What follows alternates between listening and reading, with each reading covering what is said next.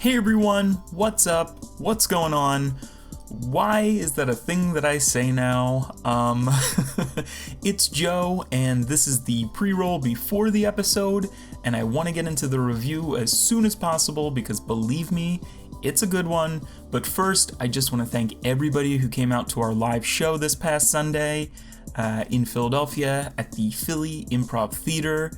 It was also such a good episode, a live episode.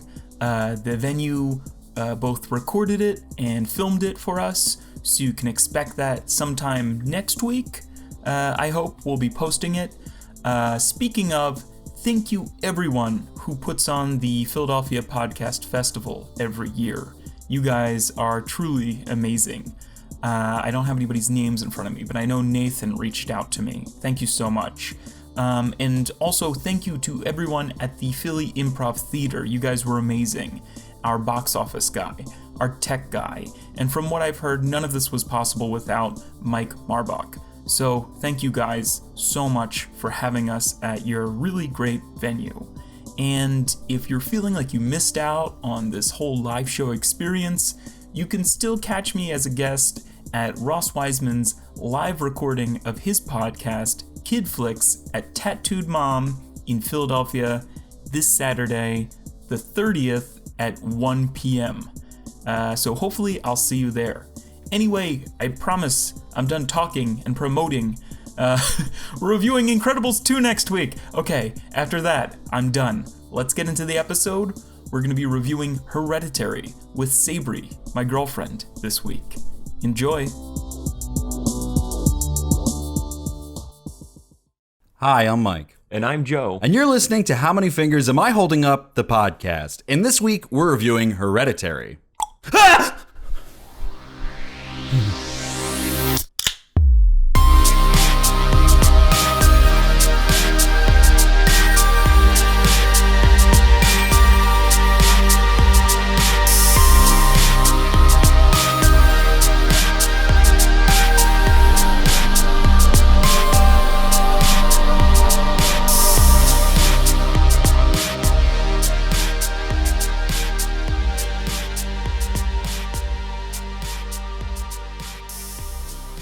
Welcome to How Many Fingers Am I Holding Up? Featuring two guys getting their jazz freestyle on and reviewing movies in a weekly podcast form. And thank you for that synonym from Nick Ocello. He left that for us on Facebook. Old Nicky boy. Thanks, Nick. Thank you. If you have any further synonym suggestions, you can hit us up on Facebook, Twitter, Instagram, Tumblr, email, Gmail, any of our social media. We would love to hear from you and get your synonyms on the podcast. Joe, I'm going to let you handle this next part. This is some... I just can't bear to do it. This is some random girl that we just kind of found on the street, and we let her in.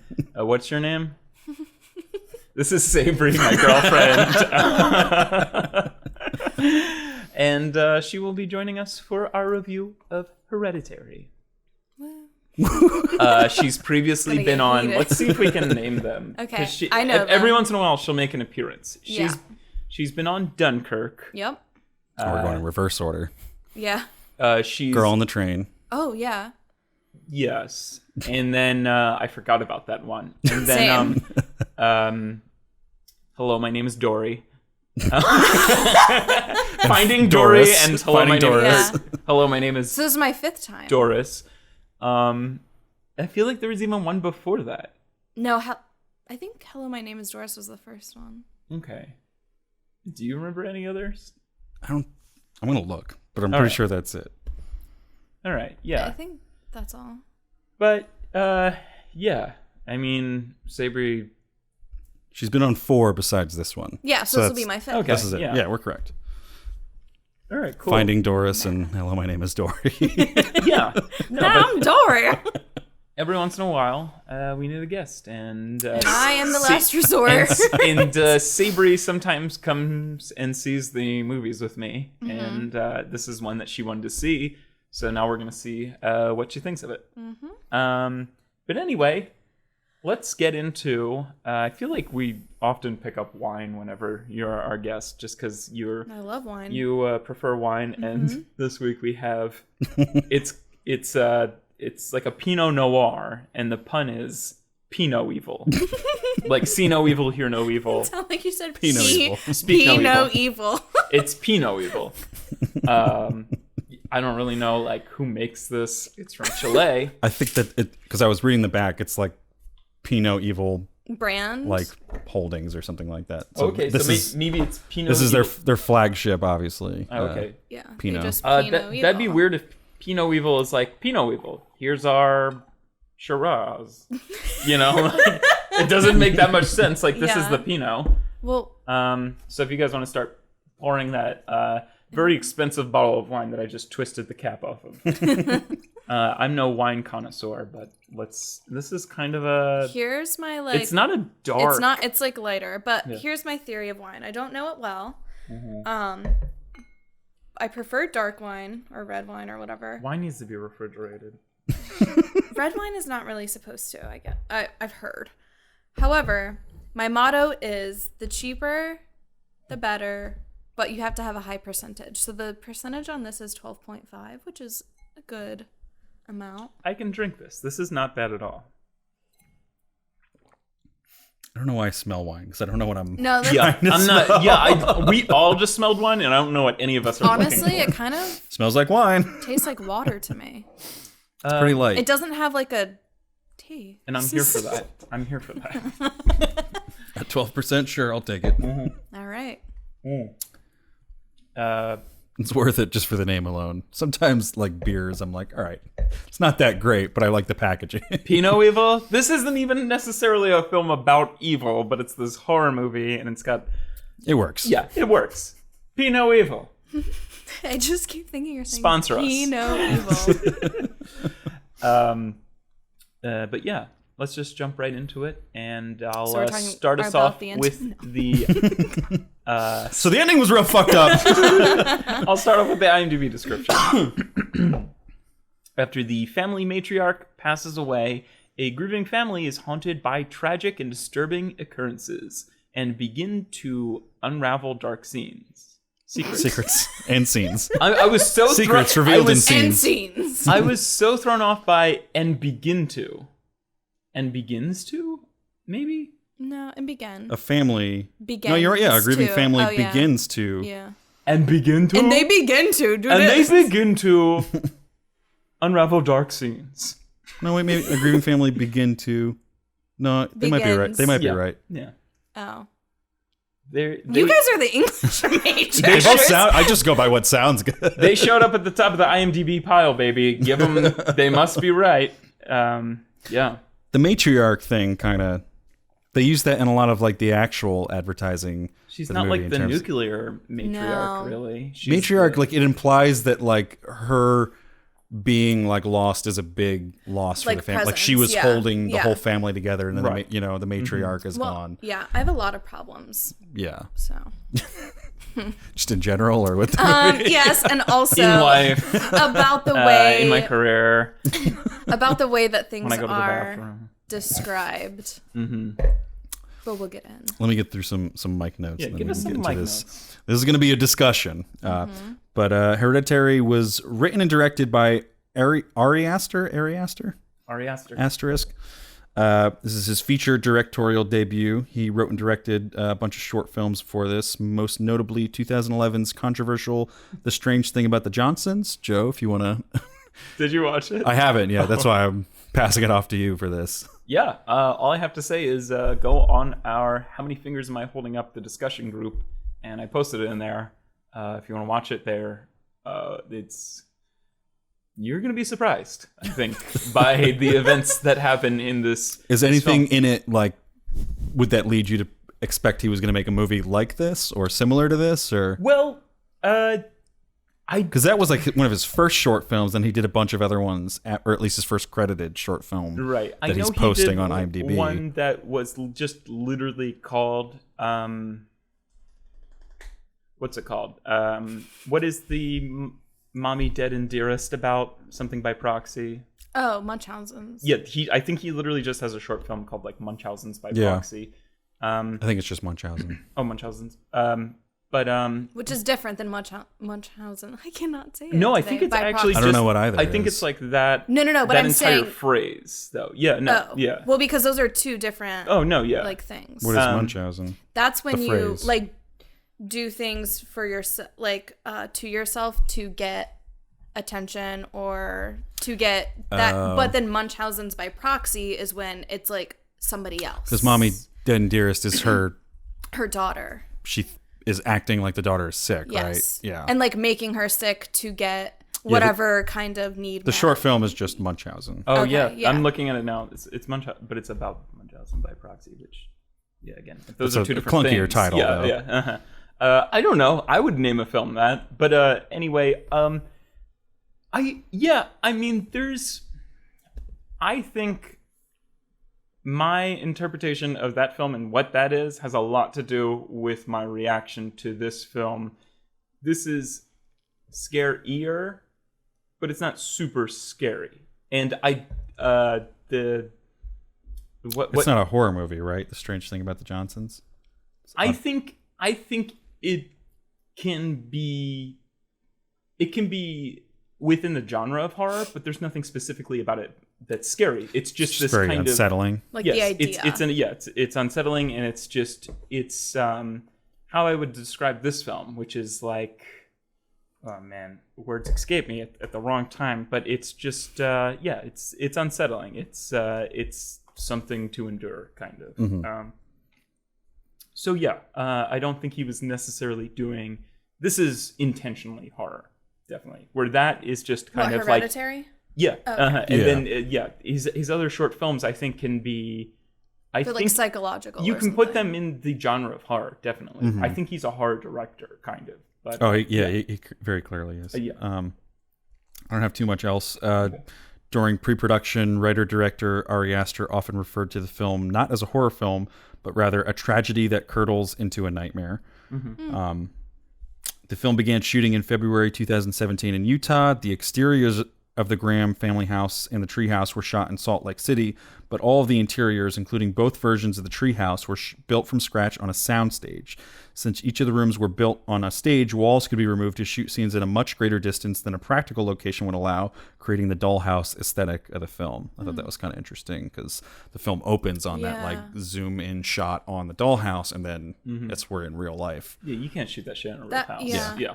That also makes sense though, because just quick sidebar, but like the exterior of the house and the interior do not match Yeah, they to me don't. whatsoever. Yeah. If you Like look, the exterior is like, very it's like a lot of- modern, yeah. like woodsy, and then the interior is like I'm an old Victorian house. yes, Yeah. exactly. And I'm like, it's I was like, does this house exist where it's like modern on the outside and like Victorian on the inside? Like it was just a strange, yeah. And then the only thing I really had was I just like this quote from Ari where he says, "There's a certain complacency that comes with watching a genre film, and if you want to transgress something that's kind of perfect, that you have people sinking in. That complacency is good because then if you are going to turn things on them, it's a shock."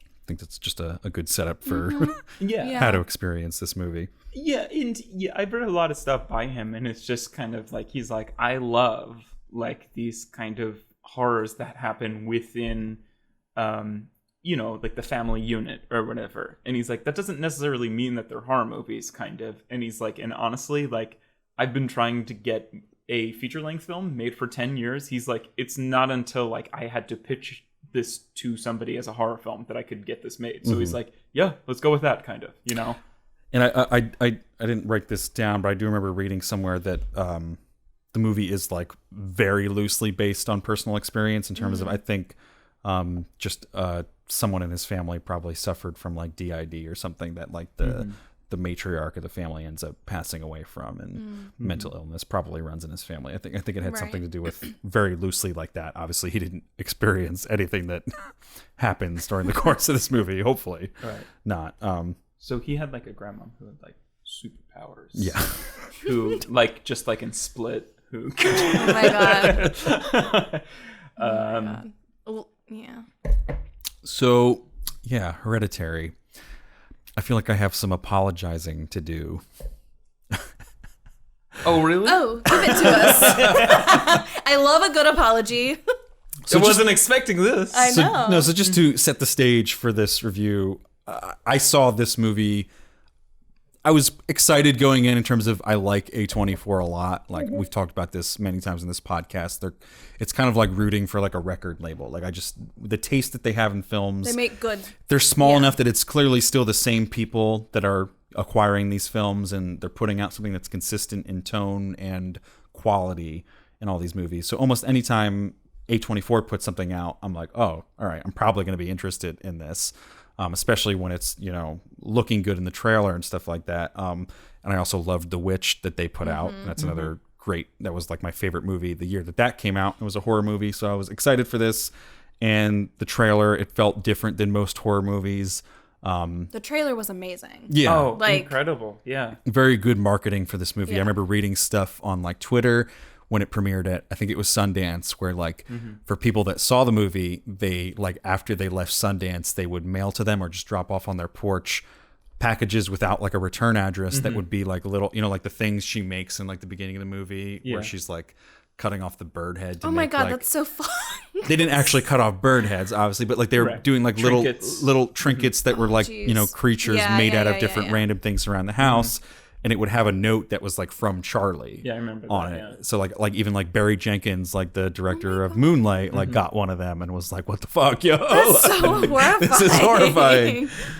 So I thought the marketing for that was really cool. So I was very excited going into this, but not really expecting it to play out the way it did. And I saw it.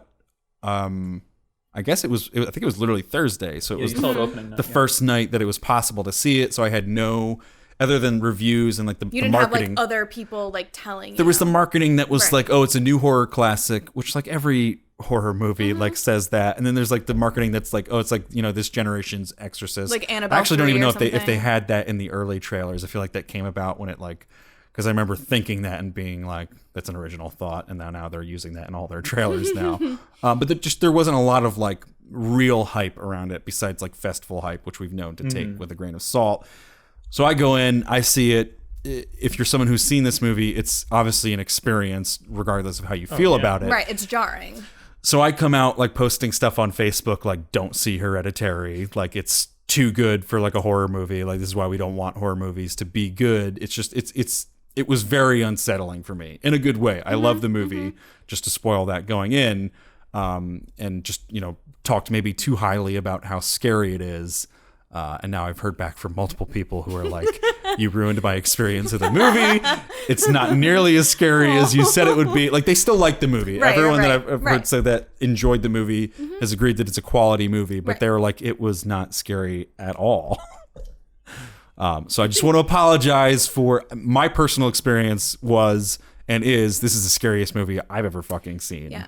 So I was just reacting to how I personally experienced this movie, and I understand that it's not everyone's experience with this movie. Yeah. First of all, I want to say there's no need for that apology. I think people should be able to gush about movies. Yeah. And I came home. Well, I feel bad that I came ruined home- what was a great movie No, for some yes, people. Exactly. Because, Well, I yeah. went into the film kind of like flinching for, like, I was kind of like Yeah. clenching, preparing for impact Same. that never came, kind Same. of. Because it's kind of like, it's like if somebody like tells you like, oh man, the fucking flu shot is like maybe the worst pain you've ever had in your life, kind of. So then you're just going So in- obviously, like anything after that's going to be like, the oh, anticipation. like what was he talking about? Right. Yes, anticipation could be anything, And no, I can understand if you go into this blindly or whatever. I definitely came home and lashed out at everybody who like told me that this was scary. Like you, Nick, and Connor were all talking about this in our how many fingers am I holding up? The Facebook group. Yeah, the Facebook group or whatever, and all of you kind of had similar sentiments where it was kind of, I've never been so scared in my life. And obviously when I went into it, I don't know if I would have came home like opening night with the same thoughts, but yeah, I think I would have came out with a slightly different kind of like opinion or whatever. But like now I had something to prove. Or even like, I think Joe Mano or whatever, previous guest or whatever, I think he left the theater because I kind of because I think he saw Connor's post or your post or something, or like maybe word of mouth by me. He's like, as soon as I left, he's like, I wanted to just, he's like, I came out and he's like, and I texted all my friends that I said, this is going to be the scariest movie you've ever seen. He said, just go into this movie just thinking of just a regular horror movie, kind of. And I think you're going to enjoy it, kind of. Because he still enjoyed it, just like I still enjoyed this movie or whatever. I was kind of laughing about the Exorcist thing that you said too, because Red Letter Media, they don't talk about this during their review, but their description is, look out, it's Hereditary, the movie that's being lauded as the scariest since The Exorcist, until the next movie gets lauded for being the scariest since The Exorcist. Which I think speaks volumes because, like, I feel like there was a past me that was always kind of like falling for this when we were like kind of like getting into the newer generation of horror movies, where I'm kind of like, it's The Witch, it's like the new generation of horror. Oh, it's the It Follows, like it's the new generation of horror, kind of like it's just all of these that just keep piling on, and they kind of, their expectations and the marketing. What was the film that we reviewed with Connor? It Comes at Night. Yeah, It Comes at Night. Kind of like the way that they marketed that was like wildly off of like what the movie actually was. I'm surprised that didn't ruin like the movie more for me or whatever. But I think like after, and I'll get into this, I think I was mad because I wasn't scared kind of during this necessarily. But I think I was projecting that because I was upset with other things that kind of, the way that this movie plays out, kind of. And't get into that later. But yeah, do you have anything about when you came out? Because I know you saw like, I don't want to call out Mike or Connor or Nick, but I know you saw like everybody's like comments or whatever, and you were like. But here's the thing: is that like I normally I've just recently got back into scary movies, so like Caitlin and I will watch scary movies like at her house. And like maybe like a month or two ago, I saw The Conjuring for the first time ever in my whole life. I still haven't seen it. It's fucking horrifying. So like for me, I literally had like a sleep paralysis nightmare, like of the kind. Not like no, but like after I saw that movie, I had like a sleep paralysis nightmare experience within a week of seeing that movie. Just because like I don't really watch scary movies a lot, and like I can watch like Intruder, like I'm gonna murder you in your home kind of stuff, even though it's like also terrifying, but like, which is the crazy Conjuring, because like, that's the real stuff. Yes, that's well, the but real like stuff. the demon like shit, like waking up in the middle of the night and like hearing a noise, or like any of the stuff like in The Conjuring, they like go down into the basement. I have had my clothes on a hanging rack for a week. I literally made him go down this morning. I was like, can you? Your basement is terrifying. I know, without having seen The Conjuring. I know, but I'm like, can you please? If you see any horror movie and then you don't go a step into our basement, I know. It's horrifying. I know, and I was like, I cannot get my laundry that's like drying on the rack because like I am too freaked out. Like, so it's like that kind of stuff. Like you turn a corner and then there's just like, like some spooky thing there. But I did, after seeing Hereditary, get into the car and I just was very silent walking out, and it was like raining, and we got into the car and I was just like, I don't even know what I said, but I was like, that was fucking stupid. Yeah, we both like gushed, or we're like, is that what they were talking about? Like, kind of we're just kind of like, you gotta be fucking kidding me. Like we're just kind of like, do we see the same movie? See, I feel like it begs a discussion, and I know we've predicted this, and I don't want to spend the entire episode on this. Right. But there is a discussion to be had about what is scary and what scares different people. Right.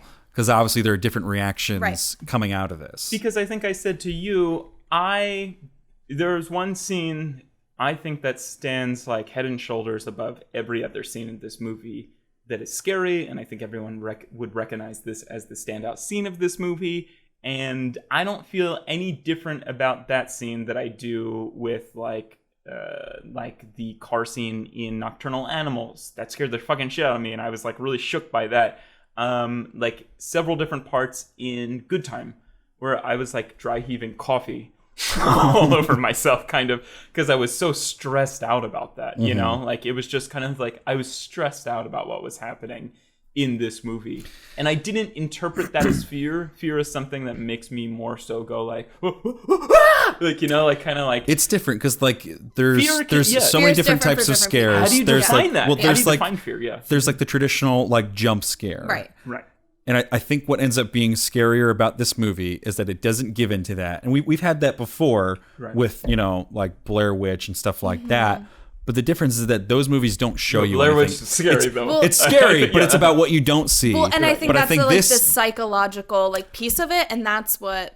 But I think this is scary without having to go into any of those camps because it's literally just like an unflinching look at like terrifying things. It's not even really like gore porn in this. No. There is gory parts, but it's like it's just looking at that thing, you know, that's in like the corner of the room that you're scared at, and we never get a closer look at it. You're just looking at it, and you get to see like the character's reaction to it, and that makes us also feel more for the character because they're terrified, and all the performances are so great in this movie. Because we went into it too, like deeper, and I said like I don't think The Witch was scary at all, really either. No, I love The Witch, and I didn't really have a scary. That's like not. That's not what Except for defines like a the horror. twins that are like.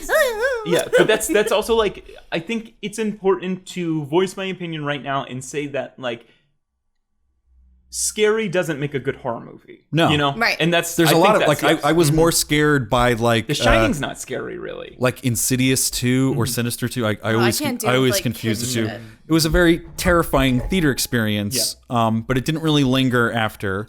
Or, Whereas like Paranormal Activity in Yeah. theaters. Oh, that's so like scary. Fucking- Paranormal Activity is one of the last horror movies like I really watched until maybe like a year ago, where I started watching them with like Caitlin a lot. because it was so scary. Oh or- yeah, like the idea of like you're just like in your most vulnerable state, sleeping, At and then home like and- something ripping you out of your I'm bed. gonna close this blind. Yeah. The sun's like right in my eyes.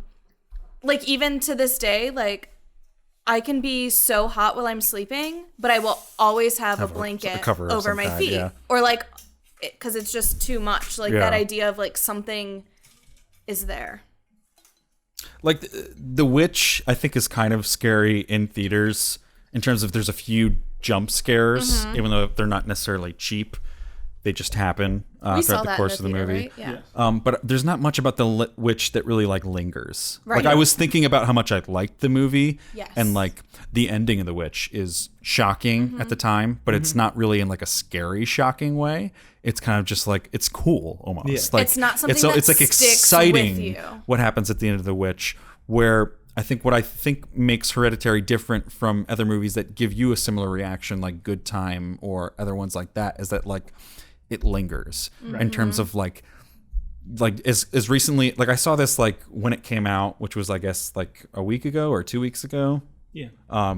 As recently as like a night or two ago, I was just kind of like, I need to put The Office on because I'm fucking terrified just thinking about Hereditary in my room. So Like, here- it lingers. Like here I've is been my thinking thing. about it since I saw it. Yes. In like a positive way because it gave me a reaction, but a negative way because it's affected my life since I saw this movie. So I have like a lot of feelings about it, but I will say like that some of the imagery is like very jarring for me. And like when I am like about to go to sleep, I put Friends on. Yeah. And like don't want to open my eyes. I think that is what makes a movie scary for me. Is that like it's It not just lingers, cheap jump yeah. scares. You're scared in the moment, and then it affects like And it's still going there, forward. yeah. And I think like some of like my favorite horror movies have done that for me in terms of like, you know, The Ring just makes you like scared about like a lot of stuff, or like, you know, Psycho makes you scared about being in the shower, or What Lies Beneath makes you scared about like taking a bath. They're like, you know, like freaked movies out like that. every They time. make you like think Yeah. about like being in certain Right. situations, Yeah. and it's always like in the back of your mind. And I think that helps and defines a good horror movie. So But let's talk about this movie because I know there's a lot of discussion. I wanna And- talk and about another again, one. we all seem very even keeled. now that we've got that out of the way, Incredibles 2. Invisible 3. And I was about to say we all seem very even keel here. But again, if we start sort of arguing I'm about like the logic of this movie, Yeah. I'm gonna throw a flag down on the play and be like, Okay. all right, let's move to the next right. thing. Because I but- might yell. I don't know. But yeah. I And mean, obviously there will be a hard spoiler cut in this episode. Oh, okay. Well, It's- and that's why I'm it's- afraid to like say. yeah. So let's Yeah. talk broadly at let's first. yeah. Well, let's people don't listen to this after they've seen the movie. Some people do. a lot of people listen to this podcast without seeing the movie. Yeah. Well, I guess some of those people their don't care about it fault. being like, spoiled. yeah, like but what? Because they like us. You also don't know who's getting it on like an algorithm. Like they're getting it recommended, and it All right, yeah. shows Well, up in a playlist. then I would be like, that. We're going to warn people before we jump into spoilers. Okay. We'll talk broadly. That's traditional for like a movie sort of review. Is you're like, But you know don't it's want to a be like, review. You know it's a review. right? But sometimes people might listen There's a to lot of spoiler-free a review reviews. to see if it's worth seeing that movie. Like in a newspaper, you might open a newspaper. And So why be don't like, you give your spoilers, your caps and fingers italics. at the beginning then, and be like, "This is what we thought." Well, Now- because That makes first we can talk about it broadly. Why don't you And- rethink your whole podcast? sorry. 3 years in. But more broadly, Okay. I do really love this movie from a lot of different standpoints. I mean, like, Yes. there's so many like really great like smash cuts kind of and like time transitions and everything.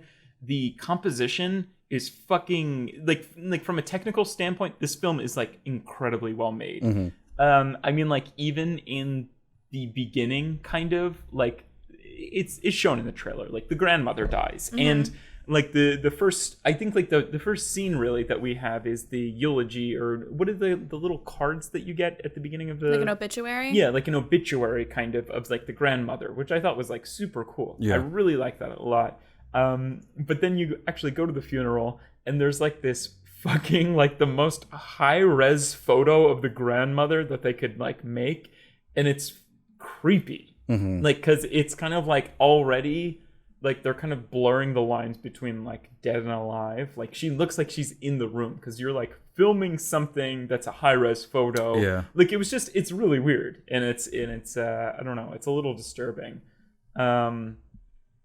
But yeah, I'm just too afraid to say too much. I love the family dynamics. Like all the family parts are very strong. Can we talk about Go ahead. Toni Collette for a minute? Yeah. Because I love her. Did you She's guys great. ever watch United States of Terror? Yeah. I've seen like Oh, a couple episodes. it's yeah. very, very good. But like, she is so good in this movie. Like, I feel like she's hopefully finally going to get her like real due Oh. in this movie. yeah, she is just like I've always like loved her. What movie is she in? She's like My Sister Muriel or Muriel's Wedding? Yes, My Sister Muriel. I haven't seen it, but Yeah, so she's in that, but like she's in like so many good things. Like United States of Terror is actually like very, very good. But I thought she was amazing throughout this entire. I feel like everybody is really good. At Oh this. yeah, Oh yeah. yeah. Like even like the dad's kind of hot. I will have to say. Yeah. Like, is he like? What is his job? I don't know. What do you mean? I don't know. well, Is he that's- like a professor or something? well, Because that- he no, looks I like don't he think wears so. like the He- soft elbow patch Yeah. jacket and like. Like he's kind of got that tweed kind of look Yeah, too. he does.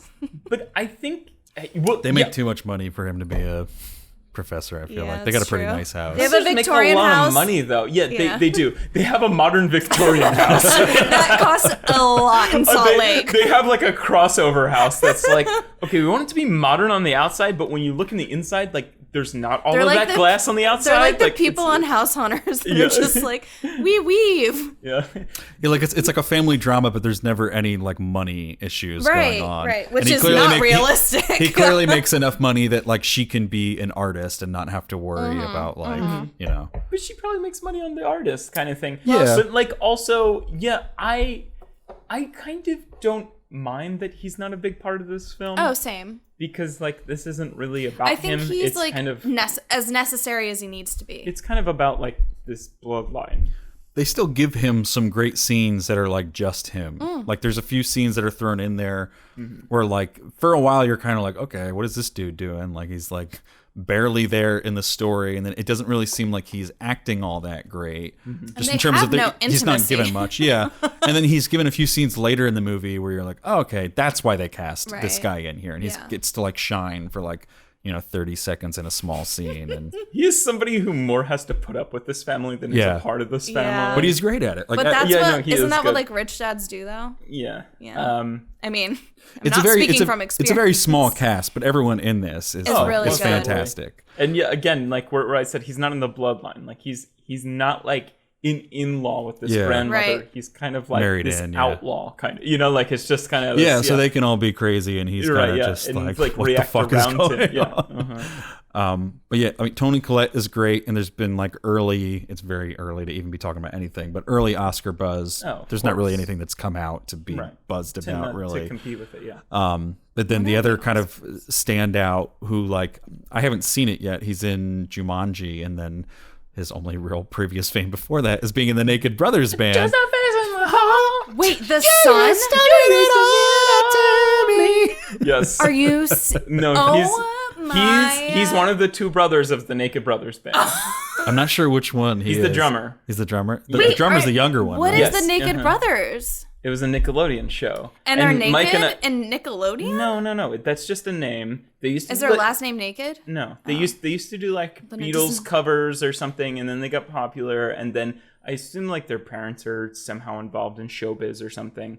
But anyway, they like because of their popularity and these two kids, they got like a Nickelodeon show, to where like even like Miranda Cosgrove is like getting like like parts in like their show Yeah. and like Oh my their God. music video or whatever, and like Mike and I used to listen to like One of a their lot of their songs. singles in college just because it was so They are goofy. legitimately good, but it was like it was yeah. also like the like niche of like like these like 12-year-old kids are like Yeah. actually Yeah. playing the instruments, Uh-huh. and it's not What? bad. Yeah. It was just like it He was was a- Nickelodeon pop he music, was but a it was naked well brother? written. Why is it called Naked Brothers? I'm not The title entirely is sure. so I always felt like it had misleading. something to do with like the bare naked ladies, like Yeah, some kind it's- of it's- weird. Do it's they like- cover them? No, but No. it's kind of like a Like I it don't wasn't know. sexual at all. Yeah, no, It was it's just- like that's why I said they would cover like Beatles songs. Like it's like, oh, the Naked Brothers band. Like that sounds like somebody who would cover the Beatles or something, like it's- Yeah, and who are also like 57. Yeah, I don't know, but it was they were just, 12. Hey, we're the Naked Brothers. I mean, yeah, I honestly can't believe that shit got past Nickelodeon. But they were like, yeah, let's just It worked because yeah. it's the type of like band name where you're Yeah. like, what the fuck do they sound like? yeah, right, yeah. good apparently. Especially when you find out they're 12. Yeah, They jeez. had Barack Obama on an episode. Are you serious? Yes, we can. They made a literal song called "Yes, We Can." Oh my god! I didn't know about that one. stop. Oh, that was one of my favorite songs by them. It's Face like- in the hall. Just a face in the hall. Oh my god. Yes. Real talk. He has not gotten over the Naked Brothers band. He does not have an individual Twitter. He has The Naked a Naked Brothers. Wait, the like, actor in this? Yes. Yeah. Huh? What? Alex Wolf is his name. Yeah. Alex Wolf and his brother have a joint Twitter account. That's Just like weird still married on that people Naked who Brothers like band. have the same. Anyway, Facebook. I haven't yeah. seen him in like anything. He's fantastic. He's yeah. in Jumanji, and I was like, all right, he's probably an all right like No, comedic he's actor for really that. good. Fucking like, I would not hate like an Oscar nomination for him Yeah, at this he's point. really Again, very good. early. There's not much to really compare it to. I think we'll see him at the make Handies. This I the think Oscar I think he's like my episode. favorite male performance of the year so far. Yeah, he's really good. He's fucking fantastic. Goddamn. Let's talk about the girl. Charlie. Millie Shapiro. Yeah. Who was a Broadway actress. She was the lead in Matilda. Madeline. Oh. Oh my god. I think it's Madeline? Matilda. It could be Madeline. No, I think it was Madeline? Matilda. Madeline was the wrong. It's It's Madeline's like the Matilda. yellow coat or the blue Yeah. coat or something. wrong. It's a Matilda. M-name girl characters from the 90s. No, Matilda. She's fucking cool. So is Madeline. I'm not gonna put them in competition. They're both cool. Madeline's just as cool. Sabrie. Who's your favorite superhero? Matilda. this Oh guy's my cool. god. She is. Do you guys remember that vine? No. No. Okay. More wine for daddy. But yeah, just in terms of Jeez, talking like- broadly about the beginning, Yeah. it's almost like not really scary at all for the first like hour. Like it's basically just a straight up family drama. It has But obviously some horror elements to it If that I we can can't talk say about it's without. not even that dramatic for a family drama. No. We're gonna like But we get to know the characters all very well. right. It establishes a lot in the first hour so that when things really start ramping up, when the climax of this movie starts and never stops, And then just you're keeps just going like, for the end of it. Okay. We care about the Yes. characters at the end, Yes. and we've known everything that they've gone through at that point. So it's just more intense when the climax actually comes around. And I feel like that's what separates this from a lot of other horror movies that are, Right, because it's like cheaper just and thinner. jump scares from the start, and then it just goes. There's not a lot Yeah. that's like superficial about this movie. There are some superficial things in the end, but you can, sort of award those things when you've taken the time to show us these characters in depth for a whole hour of just like there's a point in this movie like where the one character Joan when they're at like the support group and like she comes up to sort of be like I saw you were like gonna go to like the support group and I just if you ever need someone to like talk to, like it straight up made me cry at that point because I was so in tune with like Toni Collette's performance that I was like, this means a lot. This character like showing this like little like gratitude. she's even lying to her husband about where she's going. Like she can't express herself. Like Joan being nice to her at that, like she really needed it at that point. Right. And the performance and the writing and everything is so good that I was just like, I was fucking crying in like a horror movie in the first hour. And it had nothing to do with being scared. It was just genuine, like this means a lot to this character. Yeah. I'm also a sucker for when people are nice in movies. It always is like, I mean, that's my easiest way to nice make in me general. cry. Or like people like saving dogs and shit. I'm usually like, yeah. they're such good people. They don't exist. No, that shit's suspect.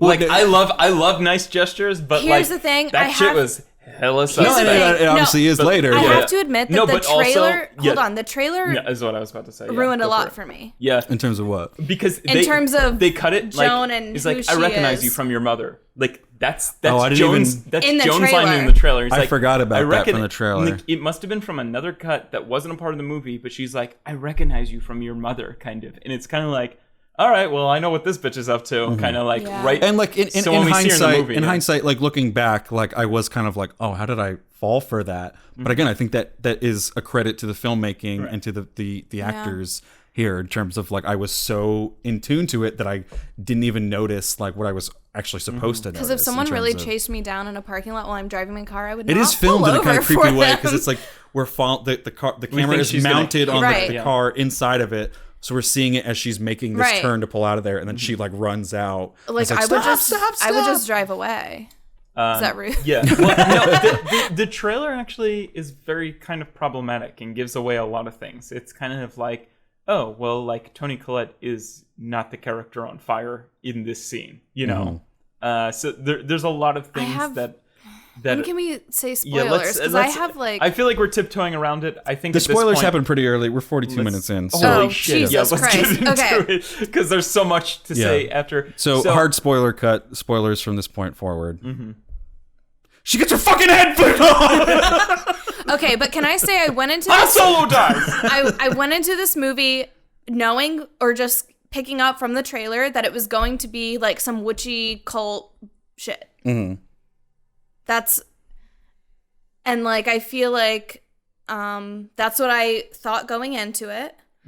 And then you guys are looking at me like so We're waiting to see what you're nerve-wracking. gonna say. Yeah. And go. so then like at the end, I was like, are you fucking kidding me? Like the trailer told me this is the end. Well, it's not necessarily like there's nothing in the that I think is really besides obviously Millie dying because I think the trailer does paint it to be like this is going to be She's gonna be the star. It's going to be a Yeah. creepy Yes. kid horror Yes. movie. I do like that they kind of flipped that like horror trope of kind of like this is the creepy kid kind Yeah. of, but then also There's a few things that It's- they flip horror wise that are it's nice. it's a little kind of weird that she is just kind of like that off-putting and It's- like it's- it might have been like I might have had more sympathy for her. I don't want to go down that road. Not yet.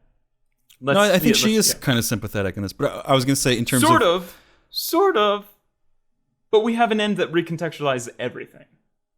I would think the end makes her actually more sympathetic. But anyway, I think in terms of like things that get flipped in this movie, I really like the fact that in the end it's the Alex or Peter character who's left, because I read an article about this where like so many horror movies end with like, you know, like the girl like shivering in the rain, and it's just like the girl is always the one that survives in the horror movie, Right. and she's kind of left to deal with the consequences. And it was just kind of like a nice little like gender reversal where like the girl doesn't always have to be the helpless one at the end of the movie. Like now Peter is the helpless one at the end of this movie, and Well, it's Charlie and Peter's body.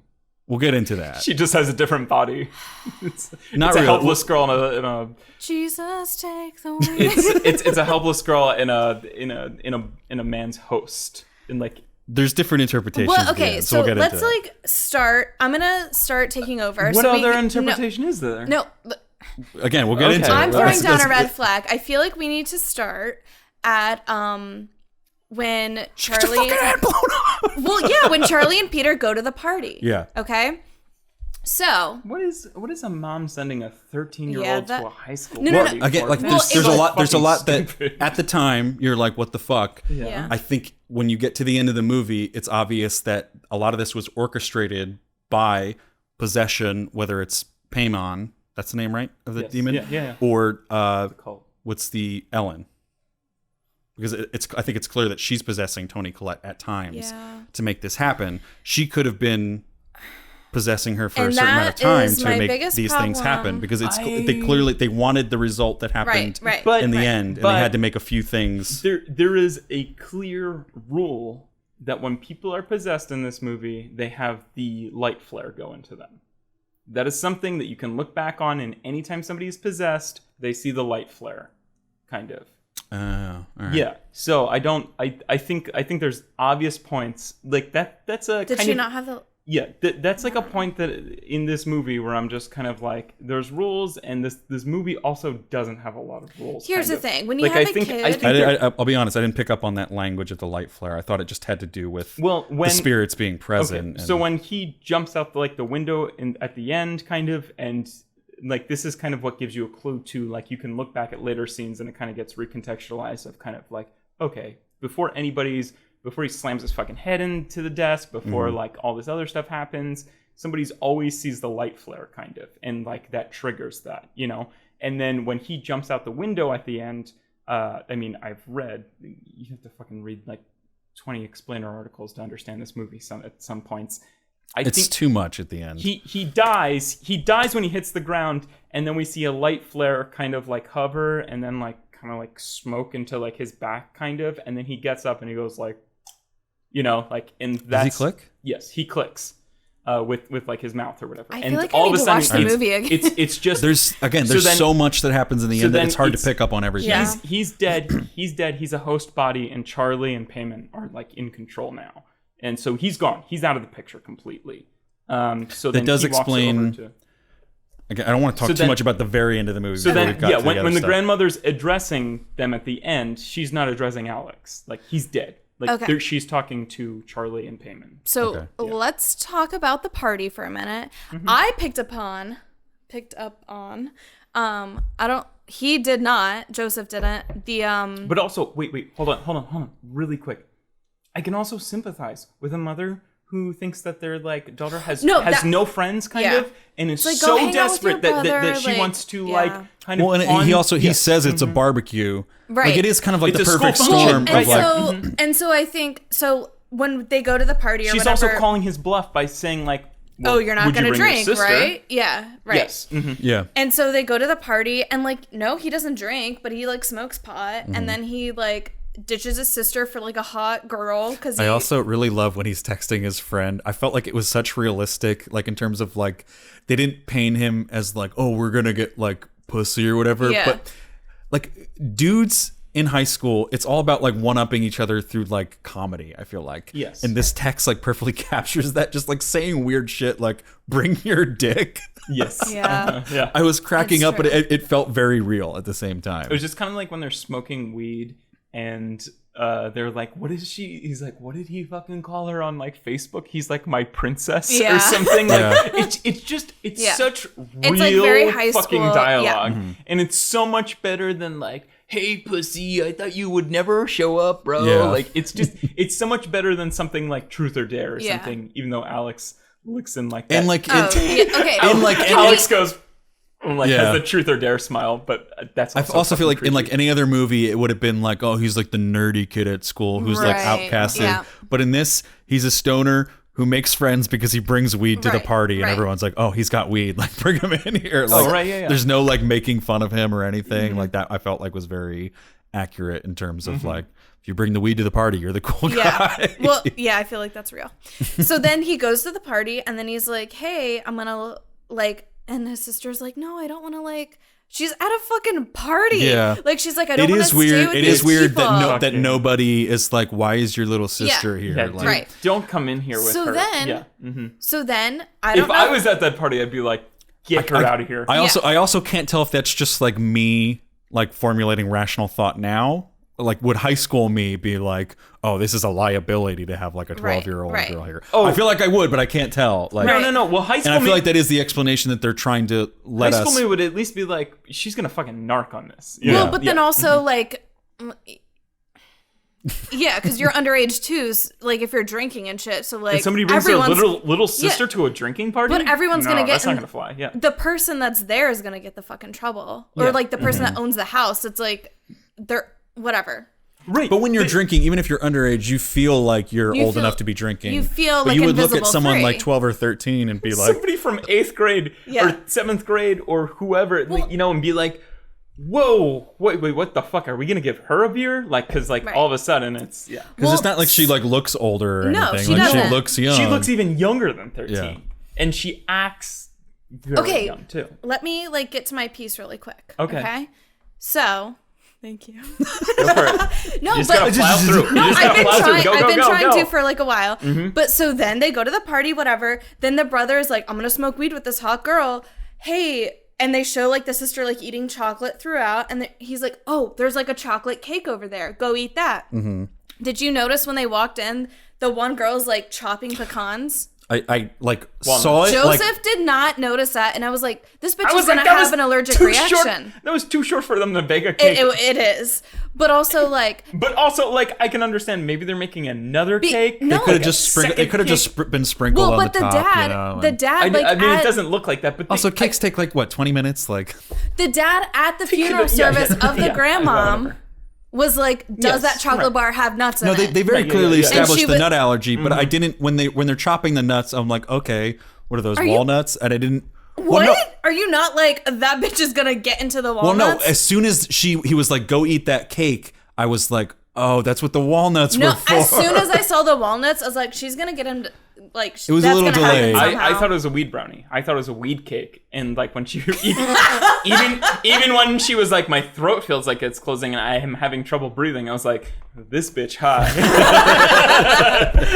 Nope, she's going into But anaphylactic yeah, shock. no, I mean, Joe. By and the I- way, the point got across. It yeah, was no, very no, well most established. Definitely. Yeah. It was whatever, and it was also like. So she goes on to be beheaded from this whole kind of Okay, thing. you But- can't just. We can't just gloss over Yeah, that. what? No. Listen, guys, I'm going to the fucking future so I can reference it at the fucking past. This is all right. So Time is a construct, guys. he blames himself kind of for this, and I said this like again and again, and I've kind of come to more of like terms with it. I'm like, whatever, it's whatever. I don't blame this movie for that, and I think maybe it was because somebody was like talking to me, like kind of like, oh man, like there's this scene that happens because somebody smokes pot, kind of, and I was I think like, I said it's like an anti-pot PSA. somebody said It's something. like somebody's talking to you. Do you have like? Somebody said something very like blatant to me, Oh. where I almost saw it coming, kind of. But I was kind of like, honestly, what he did was a very sober mistake, and But he wasn't sober. He was. He smoked weed. But I think his biggest problem was like, I just want to be like alone with this girl that I like for like 2 seconds, kind of. Well, and that was like his biggest kind of cross to bear. I didn't think that was because of weed. I think he made a when you actually look at it, mistake. the sober mistake is bringing her to the party. He's not high then. Right. Telling her to go eat the cake. He's not without inspecting it when you know she's got a peanut allergy or a nut allergy. Right. Even when you swerve out of the way of like roadkill. That's not because he's high. That's what makes.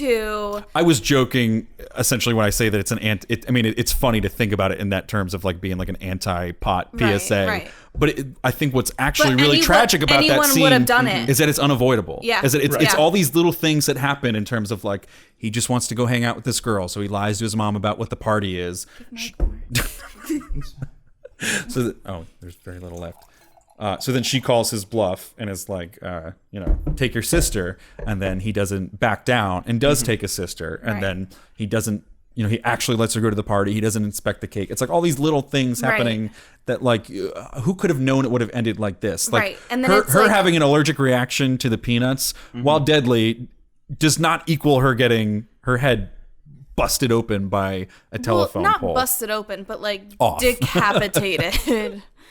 Can we talk about that scene for just a minute? Like that was fucking jarring. That's the crown jewel of this movie. Yeah. That's what this movie centers around. The act of it happening itself, I feel like, is not even the whole like iceberg we don't see it, there. Right. Like it wasn't like it's the thought of it. It's and I think what is so effective about this movie with a lot of the scares is how long they linger on the reaction of the people being scared in because the movie. it puts you in that position. It's I the love idea. how he sits there for like minutes and then he's like, he's almost are you okay? Yeah. That is like my favorite line of the movie. But that's it's like so good. shock. It was that too is pure real. Dude, I told you, this is the part where I felt physically sick in the movie. Because it's like, it's one thing to like have that happen and like, had they cut right to like the decapitated shot, that's what a cheaper movie would have done. Mm-hmm. But to sit with like Alex, or Peter rather. And it's like, what are you going to do? What are you going to do? Like I felt sick from the moment like he took the huge bong hit and then she walks in and she's like, I can't feel my throat. It feels like it's getting smaller. Mm-hmm. Like I started being like, oh my God, like if you've ever like heard anything about weed or been on weed before, the paranoia is a huge thing. And then if someone comes in with an actually real scenario that is sort of your fault in like a loose, like weird way, like I was just putting myself in his shoes of like, dude is freaking out right now, and then something actually happens because of that, and it's not even technically related to like her. The idea of like any scene in a car just like makes me think they're gonna get in an accident. Yeah, but this one was like so jarring, and like you said, like him just like waiting afterward, or like the scene of him afterwards. It's like, what would you do in that situation? You're in shock. You're literally like, they do a great shot of like showing how like high his eyes are too. They're so red, and like you also know like that's like 20 minutes after he's definitely like peaking at that moment, and he just killed his fucking sister. Like, and it's too deep. It's like I was angry when this was happening. I was like, fuck these filmmakers for making this scene. It was like too much to handle at that point. Like it wasn't like scary. It wasn't like I was like hiding my eyes because of gore. It was just like deep emotional like trauma. Well, and I was gonna I didn't want to be in that person's shoes, but they were doing such a good job of making me feel what he's feeling in that moment. Like just sitting there looking, he doesn't even have like the courage to look around. He like looks in like the rearview mirror and then he stops and he's like, anything, and he and just then that's when he's like, are you okay? And then we're just gonna drive home. The fact that he just like parks the car and goes into the bed and doesn't tell his parents, like just lays awake all night. Geez. Dude, like that's too real. Like he's like catatonic. Yep. And then like it's like the playing out of like I always have like fears related to cars in terms of like one of my worst fears is that I'm going to hit someone with a car and be left with that guilt. Right. But like the other fear related to that is like having to admit to that and like having to go to the cops or call the cops and be like, yeah, someone's like dead because of me or something like that. And this is like a real playing out of that where it's like, would you have the courage to do that? And maybe you don't. And maybe you just go sit in your bed and lie down. But like also to me is so like... is this like the scariest scene of the movie for No, you? no, not at all. Oh, really? No, it's just, it was the scene that got the biggest reaction yes. for me. Okay. Yes. I was mad when this was, I was like, I want to walk out of the theater. I was like, it's too far. Movies shouldn't go this far. In the end, I love it. Like when the movie's over and said and done, I'm like, all right, I'm glad that a movie could get that kind of reaction out of me. Now I'm intrigued. But I was Sabrie was like, Same. what do you think I was Mike's like scariest scene was? I know. was I like, thought it was most gonna be definitely that. like the car scene. That's No, what I now thought. I'm I don't intrigued. think that's scary. I think that's very unsettling. It's jarring. It's deep. I think we're still in the drama portion of the movie Okay. at that point, and it's just deep. And for it's, sure. For Yeah, sure. yeah. But like because like I think there's like different like we talked about earlier, like different kinds of fear. Yeah. And like there can be like that fear of like, oh my God, this thing happened. Like, what are we gonna do? And then there's like paranormal fear. It was and like that's different. it was deep emotional dramatic trauma. I thought Okay. where I was just like I shouldn't have to was be feeling traumatic, these yes. feelings. I felt physically sick to my stomach. I was like I want to leave because I want to just go to the bathroom. B, I'm like I don't know if I want to watch the rest of this movie if this is what happens like half an hour in. It was kind of similar to how I felt in like Green Room, where like the one really gruesome scene happens with like the arm, where I had a similar thing where I was like, do I want to watch the rest of this movie? I literally, like this is I couldn't watch that whole scene. That was bad. in Green Room or in this? No, in Green Room. Yeah. In Green Did Room, you have a similar reaction to this or Yeah, I had a similar reaction to this, to like this. I felt a little less shook than I did like in Nocturnal Animals, just because I was like really fucking brought I on. can't even remember by that. the Nocturnal Animals scene that you're talking about. It's like when they're in a car and they're kind of being like shoved off the side of the road, kind of, but they like keep that hype at like that like intense. But I remember you and Scott didn't like this movie though.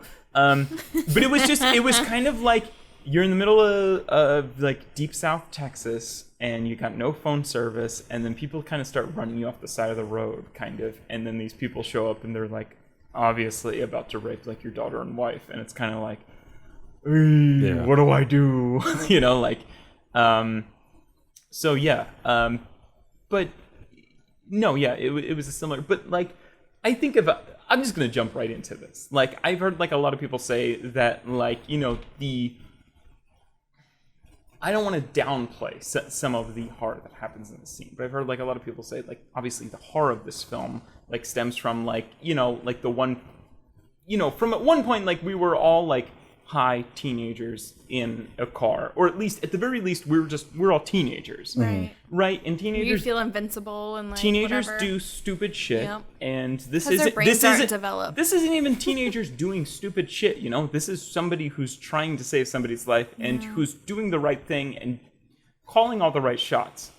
The ambulance is going to show up and she's going to die before they show up, kind of thing. Yeah, like at the end of the day, it's not the mother sending her to the party or him bringing her to the party that really kills her. It's that he swerved to save her life from an animal But that I was in the road. feel like that's And- like the most horrifying part, because then it's like who is to blame. Well, that's and what the- but yeah, and I feel like that's why I get pissed off. But like, I feel like in real life situations like that, people need to place blame on someone, and a lot of times it's themselves or other people.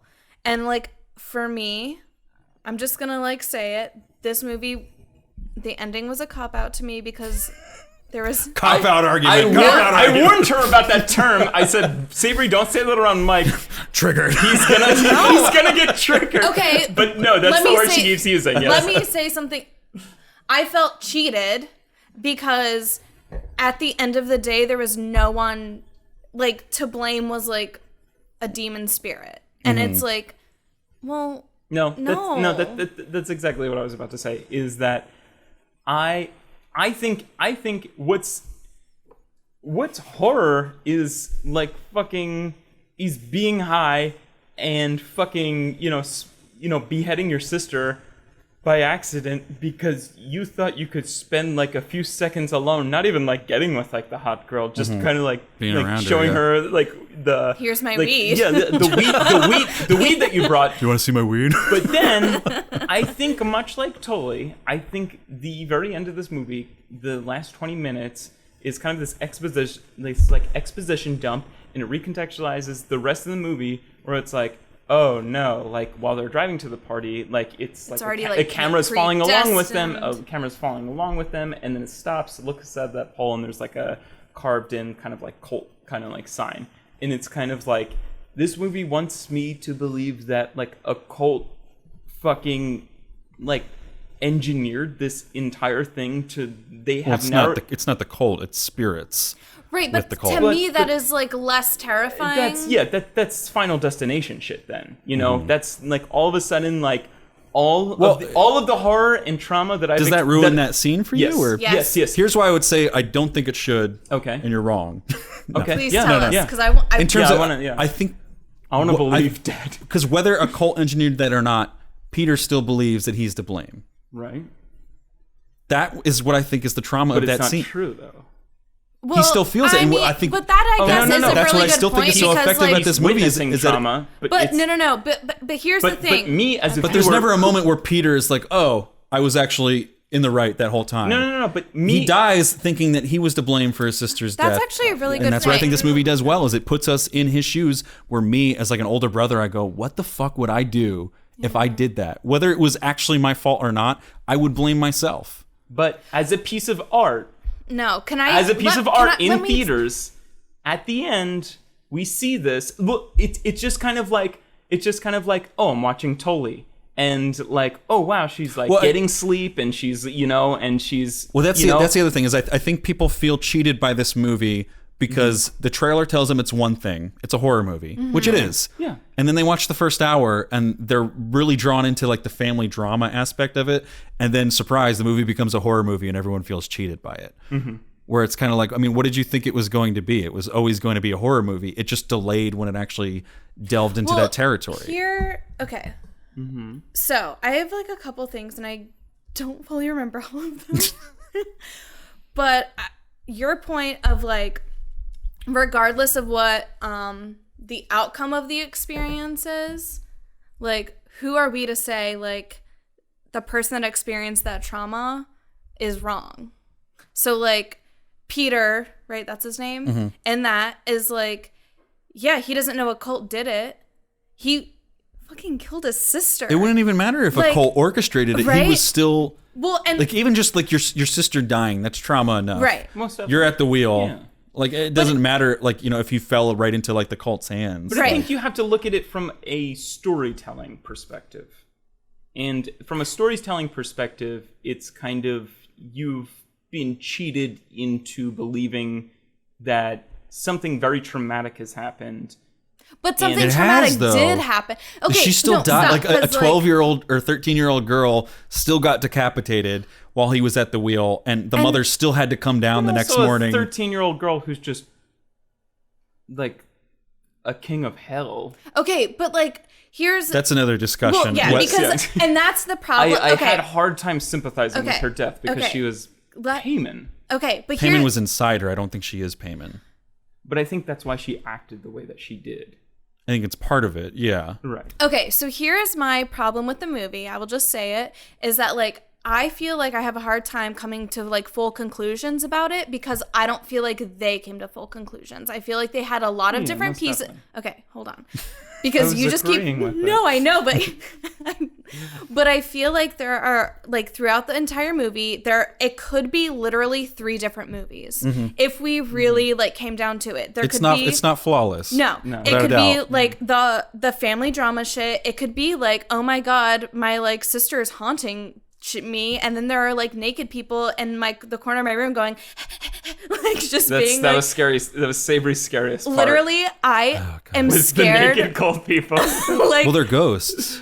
yeah, Are they? It's something you have to look into after, but Payman okay. can like conjure the dead.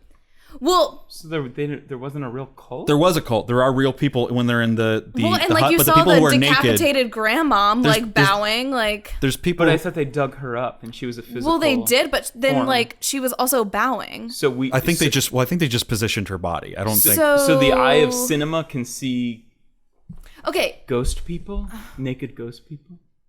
no, But they see ghosts other times in the movie. they see true. Charlie. Yeah, like- They see Ellen in the Hallucinations, yeah, beginning. that's true. In the beginning. Yeah. Yeah, hallucinations. Yeah. So My understanding is that like there are actual cult people. Like obviously Joan is there, and we Right. see her, and there's Right. people that are clothed in the hut at Right, the, in the right, end right, scene. right. Oh, is Joan clothed? But there's these She people has that the are that long- they Yeah, have that's they true. have like a Yes. bluish Okay, hue yeah. to them. They're always shown in blue, like never really like fully up front. It's always kind of obscured a little. I think the naked people are all ghosts. and that is like okay. That are they probably honestly- were involved in the cult at some point. I think they're helping. Yeah, They're all spirits right. that are Oh, trying to yeah, help spirits that are this there. Paimon thing come back. But I think Why are that they that's naked? Well, that's just. I think it's just their you saw the witch. They're all naked. I think it's their representation of death. Right. Oh, okay. That part, like, let's just. I forget my like first even thing I was gonna talk when I was talking about. I don't know. I got distracted by Joe's. No, that was Yeah. No, but that is like my. No, I was super interested in that they were ghosts. Yeah. My like biggest thing is I like had to look that up the after reason that. this movie is like terrifying to me is the idea that I thought it wasn't scary. No, no, like I said, it could be into 3 movies. It could be the family drama. It could be like It does the tone like shift. horror shit where like people are like panting it and it's like there's like the fucking mom is like on top of the ceiling, like they're doing a seance, like that shit scares me. And then it goes to the very end and it's like, oh, we're all in like a tree house, like worshiping, like blah blah blah, and I'm like, what? But that part's not scary to you, or like No. at least like unsettling. No. Like Charlie's decapitated head is on the thing that they're worshiping. I didn't even realize all it at the dead first. bodies are in there, positioned by the cult. Like even if there's Yeah. no paranormal thing, Yeah. because there was a while, like when I mean- first came out of the theater, where I was like, oh, like none of it was real in terms of like they do kind of set up this back door in terms of. Everyone in this family is suffering from mental illness. So it's going to be the little people. So it could be. Well, it could That's be. what I It could thought. be in their head. A lot of the stuff that's happening, and there is this kind of because there's the reaction that Peter has at the end, where you're explaining it in terms of Charlie is inhabiting him. I thought that there's like if you're looking at it the real way, I didn't really think of Charlie inhabiting him. I thought maybe Paimon is inhabiting him, but I think Paimon that's- is like just shocked by like being here again. like, So the- that's why he's kind of like, why are all these people like bowing to me? Or if you're looking at it through the lens of like none of it is real, there was a lot of mental illness going on, people were hallucinating things, and maybe Peter didn't die coming out of the window, and then he's just kind of looking at like there is kind of a horror in that scene without the paranormal of like there's this cult and they've positioned all my dead family members around me and like animated them like bowing to me, and my dead sister's like decapitated head is on this like statue that we're all like praying to, and they're telling me that I'm like The new king. I'm like Yeah. the new god that they've conjured, but I'm still just me like Peter, and like what the fuck is going on, and now I have to deal with this after all my family has died. I think for me it was just unrealistic. I can see the Which family interpretation?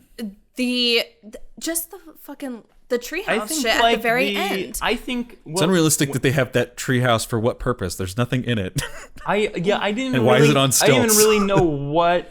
Like I was trying to look for a purpose of like why was the final kind of thing happening in the treehouse, and there doesn't need to be an because explanation. Charlie was always in the right, treehouse Charlie was too. definitely. But there. I think beyond that, I feel like they should have. I would have liked more of an explanation of what did the treehouse mean to Ellen, because I feel Right, like that was. right. It was clear to me that was why Charlie was in the treehouse, Right. Yeah.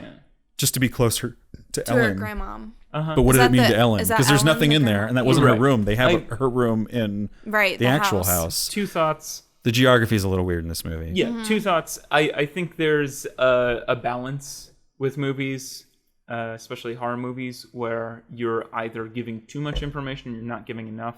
This definitely leans hard into not giving enough information. I think there is enough information. I think it happens too quickly. Okay. I think it's one of those things where like you have to watch it multiple times. Well, I think there's there's an hour of family drama where not a yeah. lot happens. We're just establishing all this Yeah. stuff, and then the last half hour is like, what the fuck, what the fuck, what the fuck. I do agree. Where like the me, last, who's totally invested, I couldn't pick up. There's so much stuff that you're telling me that I'm like, I didn't pick up on that. And Yeah, I no. was fully watching this movie. yeah, and that's why I said I think the last 20 minutes are an exposition just fucking dump. Like there's a fucking dump truck that's just like dumping like exposition on you. I don't think that's great pacing. I don't think that's great storytelling, honestly. But honestly, I was telling Sabrie the other day, I think the Babadook is like a very incredibly scary movie, kind of. And what I like about the Babadook is a very clean horror story. It's kind of, you finish the movie and you can turn it off and you can say, oh wow, like That's how it ended. Yeah. Well, not only that, but you can go, wow, that was a story about a literal monster that is haunting this family, or, oh my gosh, like that is a large metaphor about grief and how it kind of shows itself within like a mother and a son or whatever. When I finished this movie, I go like, what the fuck? I did. Like, that was my there is- big disappointment with this movie. There is is no metaphor. what's the really message? Here. Yeah. Like, Yeah. because there are times in the beginning where I think it does this, especially in the drama portion of this movie, where I was getting this idea of a message in Yes. terms of like, I think there's the message that they kind of wanted to give, and I don't think I really got that. Like in terms of the marketing, where like the name Hereditary, it has to do with like family This is Sabrie's biggest This concern. is stuff like my- that. Yeah.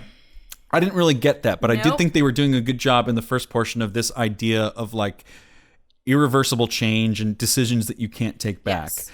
And like they have the one scene where she's talking to, I wish someone hadn't said this because I can't get it out of my mind, where they said that the scene where she's talking to the support group, they liked it, but they were like, it seems like it's cut right out of like a For Your Consideration clip. And I'm like, God damn it, why'd you have to say that? It's such a good scene, but that's so true. It's it literally looks like it's cut for your consideration, because like it plays, it's like a humorous scene almost at some points, because like the only dialogue in this scene is kind of like, hey, you don't have to say anything and that's fine.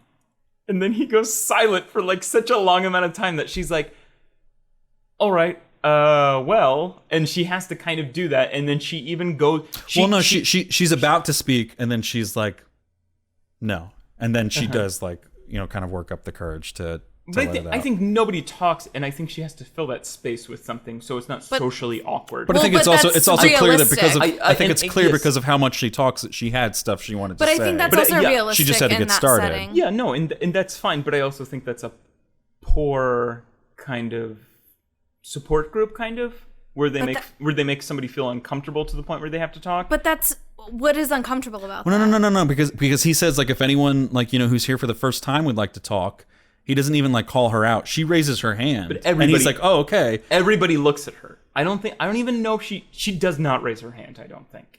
I think everybody makes some looks. But She makes some also, indication that she's gonna talk. Regardless if I she don't raises think her so. hand or regardless if everyone looks at her, everyone knows in that room that she is she's the the new only one. person. Right. That's why everybody looks at her. But that's what support groups do. Like they say, You are there to like, talk. have you and ever been to a support group? No. Okay, so you don't really. That's not fair at all. No, but that's not fair at But all. it kind of is, because to me that is a very realistic. Like, so when you go to a support group, everyone goes silent until the new person talks. That's fucking. Well, I think that's also uncomfortable cutting. and But fucked up. That's also cutting. I'm assuming other people talk in that whole But- session. but here's that have Oh, been the most there thing for definitely. weeks. But at the end, he says, now that it's the end, like, we usually preserve this for, like, new people, kind of. And then he says, if anybody new wants to talk, speak now. And I don't think she raises her hand. Maybe she does. But then I don't know if it's everybody raising looks her at hand. her, and then there's a beat of silence to the point where it's borderline humorless. Like, humor-filled, or whatever. And Humorous. so she has to, so she goes, okay, well, I guess I'll talk, kind of. And she has to talk. And then after she finishes something, they do reaction shot. Wow, her past is so fucked up. Reaction shot. Everyone is, even the guy who's curating this kind of support group is like, I don't know how to fucking deal with this. And everyone's going, mouth agape, kind of like, huh? And then she, who has to fill even more awkward silence, has to continue, kind of. Mm-hmm. I like that scene as that. I love monologues. I love that she's monologuing, kind of. But I think that's a bad support group, and I think that's kind of where humor stems from that. That's just my interpretation. I don't think that support groups technically, socially force somebody into kind of talking their first they don't, meeting. but also silence doesn't mean forcing someone to talk. Sometimes silence is just like. But silence with everybody staring at you. But it's okay, not. But it's not like they all were like, all right, at this point, we're You all going to have- stare at her. It was just yeah. the natural definitely. reaction Yeah, of it's But- a but I- social. she happens to be the only Right. new one. So, They like, leave I that feel like space that's a open. and- normal- It's a social joke, kind of. I think. I But think also, it's I meant feel like as a that's joke. like normally like. I don't want to that's what dwell on would this too much yeah. No, longer. yeah, I'm but gonna throw a flag on this play. I think we're looking way too hard into this. I'm just saying I didn't get that feeling at all. I got the completely different interpretation of I don't know if she raised her hand. I think it's borderline comedic. This scene. I feel like she did something On that was purpose. like, I'm going to talk, and then she kind of did like the, I don't know, I don't think I can. right. And then there was that silence, and then she was like, all right, well, if I'm going to talk, let me, and then she just kind of spills the beans about everything. And but I think either way, my whole this point, borderline humor, I think, is some of the genius of this movie, though. I think it works really well. my whole point was that in that speech, I can't remember the exact quote. I wish I had wrote it down because it did stick with me. The idea that she's getting across, she says something where she's like, I feel like I dirtied things up in a way that I can't clean them up again. It's much smoother than that, or much more natural than that and realistic. But it's this idea of like something that happens and then there's no going back from that. And then when she's in the meeting, or when she's at Joan's house, she talks about the time where she's like standing over Peter and Charlie with the paint thinner, and it's like that's a very sympathetic thing because it's like she's sleepwalking, and I think later our interpretation is supposed to be that maybe that was some of these like possessed in some way, or that has something to do with this cult maybe in some way somehow. God, but that was like that's but it's just this thing that like she wasn't her fault. She was sleepwalking, but it forever changed the way that her kids looked at her, and fucked up her family life forever after that. And then obviously you look at like the telephone pole scene of like, again, no one's real fault. No one could have predicted that it was going to go that way, but it did. And then there's no going back. And like she has the one scene, which I think is almost a better like Oscar scene, is at the table for both of them with Alex Wolff, where like they are kind of like letting things out for the first time. And it's like that passive aggressive. It's great too, because before that happens, I was kind of like, are they not going to talk about the fact that like he didn't say anything? Because like I think after that, okay, I have to imagine that after this happens, she screams. There has to be some sort of God, police intervention. that's also part of like why I'm feeling sick during that scene. Her performance when she's like, I just want to die. Right. There has to be some sort of law enforcement. Like because if your little sister's head shows up on the side of the road and you're fucking blazed out of your mind, there has to be some sort of law enforcement involved. Well, even just a fender bender, there's a police. Right. There has to be some sort of like, he's not in school, she's not at work, he's not at work kind of thing. I think the next scene that we see after that kind of, or maybe after the funeral, is like months later kind of. And I didn't kind of completely her crying or no, like after the funeral scene. Like it's definitely a while after, because they have the funeral and they're kind of doing these jump cuts. Right. But like just we're not privy to like her being like, we don't even get him explaining what happened that night to them. So we don't really know what he says to her, but we're kind of assuming that he did tell her most of the truth, maybe not the part about him like being high, because in that scene we find out that she knows what happened in terms of like I really like her being like you couldn't take responsibility for like what happened. Like she's there's so much that she gets across in that scene in terms of like she's angry, but she's like, I'm also like sad for you, and I wish I could take like the pain away that you're feeling as your mother, but you robbed me of that because you couldn't come say sorry, and you couldn't like tell us what happened. And she has to walk down and see like her daughter's like decapitated body, and I love that scene. Anyway, the point I was getting to is that in that scene she's like, Charlie's dead and she's not coming back, and there's nothing we can do about it now. And I feel like there's this whole first hour of this movie where they're getting across this idea of like, there are things that happen in life that you can't take back, and they have this irreversible effect where it's just there's before and there's after, and you just have to deal with it. And I really liked that theme because it's something that scares me a lot. Like one of my biggest fears is like losing a limb, because there's just when you had a limb and then there's you don't have a limb after that, or shit like that. But then I feel like it if I can like commiserate with some of the people who didn't like this movie or who weren't as scared by it, that is one of my complaints, is that there's that theme in the first hour, and then the last half hour is kind of disconnected from that. It's scary, I think, in its own right, and I still appreciate this movie a whole fuck ton because of the reaction that it's able to get out of me in that last half hour, but it does feel disconnected for the rest of the movie. It's just kind of like there's the really good drama part, 3 different which movies. is also great, and there's the great horror aspect of the last half hour that I like a lot. So when you talk about the horror aspect, do you talk about like the creepy people and the mom on the ceiling? So here's my thing: is that I think this movie is similar to The Exorcist in that like it's not jump scares. It's a little dissimilar because The Exorcist, part of the scare of The Exorcist is like the concept of like demon possession, I think is scary. I feel like, and I think there is a little bit of that in this, like the one scene where I really like this, the first seance scene where like things really start getting fucked up, because there's not a whole lot that's visual that's even happening there. It's just like, but again, the feeling. It's the reactions of these characters, like seeing Toni Collette freak out, and she's like looking under the table. That's such a different reaction from a seance thing, because you're like, oh, like Charlie's here, but I'm freaked. Or like when they call Charlie back at the home. And she's like, yeah, let's like do this. And like then she's acting weird. And then Peter crying in that scene. Oh, my heart. God, like Peter being like, Mom, I'm really scared. Like, maybe we just stop this. There's no better performance I have like chills literally right now. I think there's like no better performance in this movie than Toni Collette acting as Charlie. Yeah, and be like, Mommy. Like, Mommy. Yeah. Why is everyone so scared? One of my other complaints. I'm jumping all over the place. Sorry, I'm just trying to get to everything before we close out this movie. We are fucking like lollygagging, and there's still so much I want to say. Yeah. One of my complaints is that scene was a little too comedic at first, when she's like, guys, come down here, like we gotta do this, please do this. Like, I've heard a lot of complaints of people laughing in theaters, and it's weird. I don't but blame also, anybody about laughing, because like in this movie. How fucking awkward It's is that? weird. Like, can you imagine like your mom being like, first off, like knowing that she sleeps like knowing that she does this shit, and then being like, okay, like what are you doing? Well, she's not acting like herself either, which is like it's unsettling, but it's also comedic at that time, because she's been a little bit more reserved. She's not like an eccentric person in this movie. And then she's kind of like, guys, come downstairs. Like, it's going to be like, cool. I had this idea. Let's like do this thing. It's going to really be great. Cool. Yeah. Also, the whole thing where she like, go. Well, I was just going to say that the like sort of hindsight view of that is that she's not really in control of her body at that point. If you're looking through this through the lens of there's all these spirits that are trying to make Paimon come back, I think she's acting weird in there, I think that's intentional, because it's so different from the way she acts in the rest of the movie. I think that someone else, I think they're at least trying to leave the window open for, is she herself in that scene?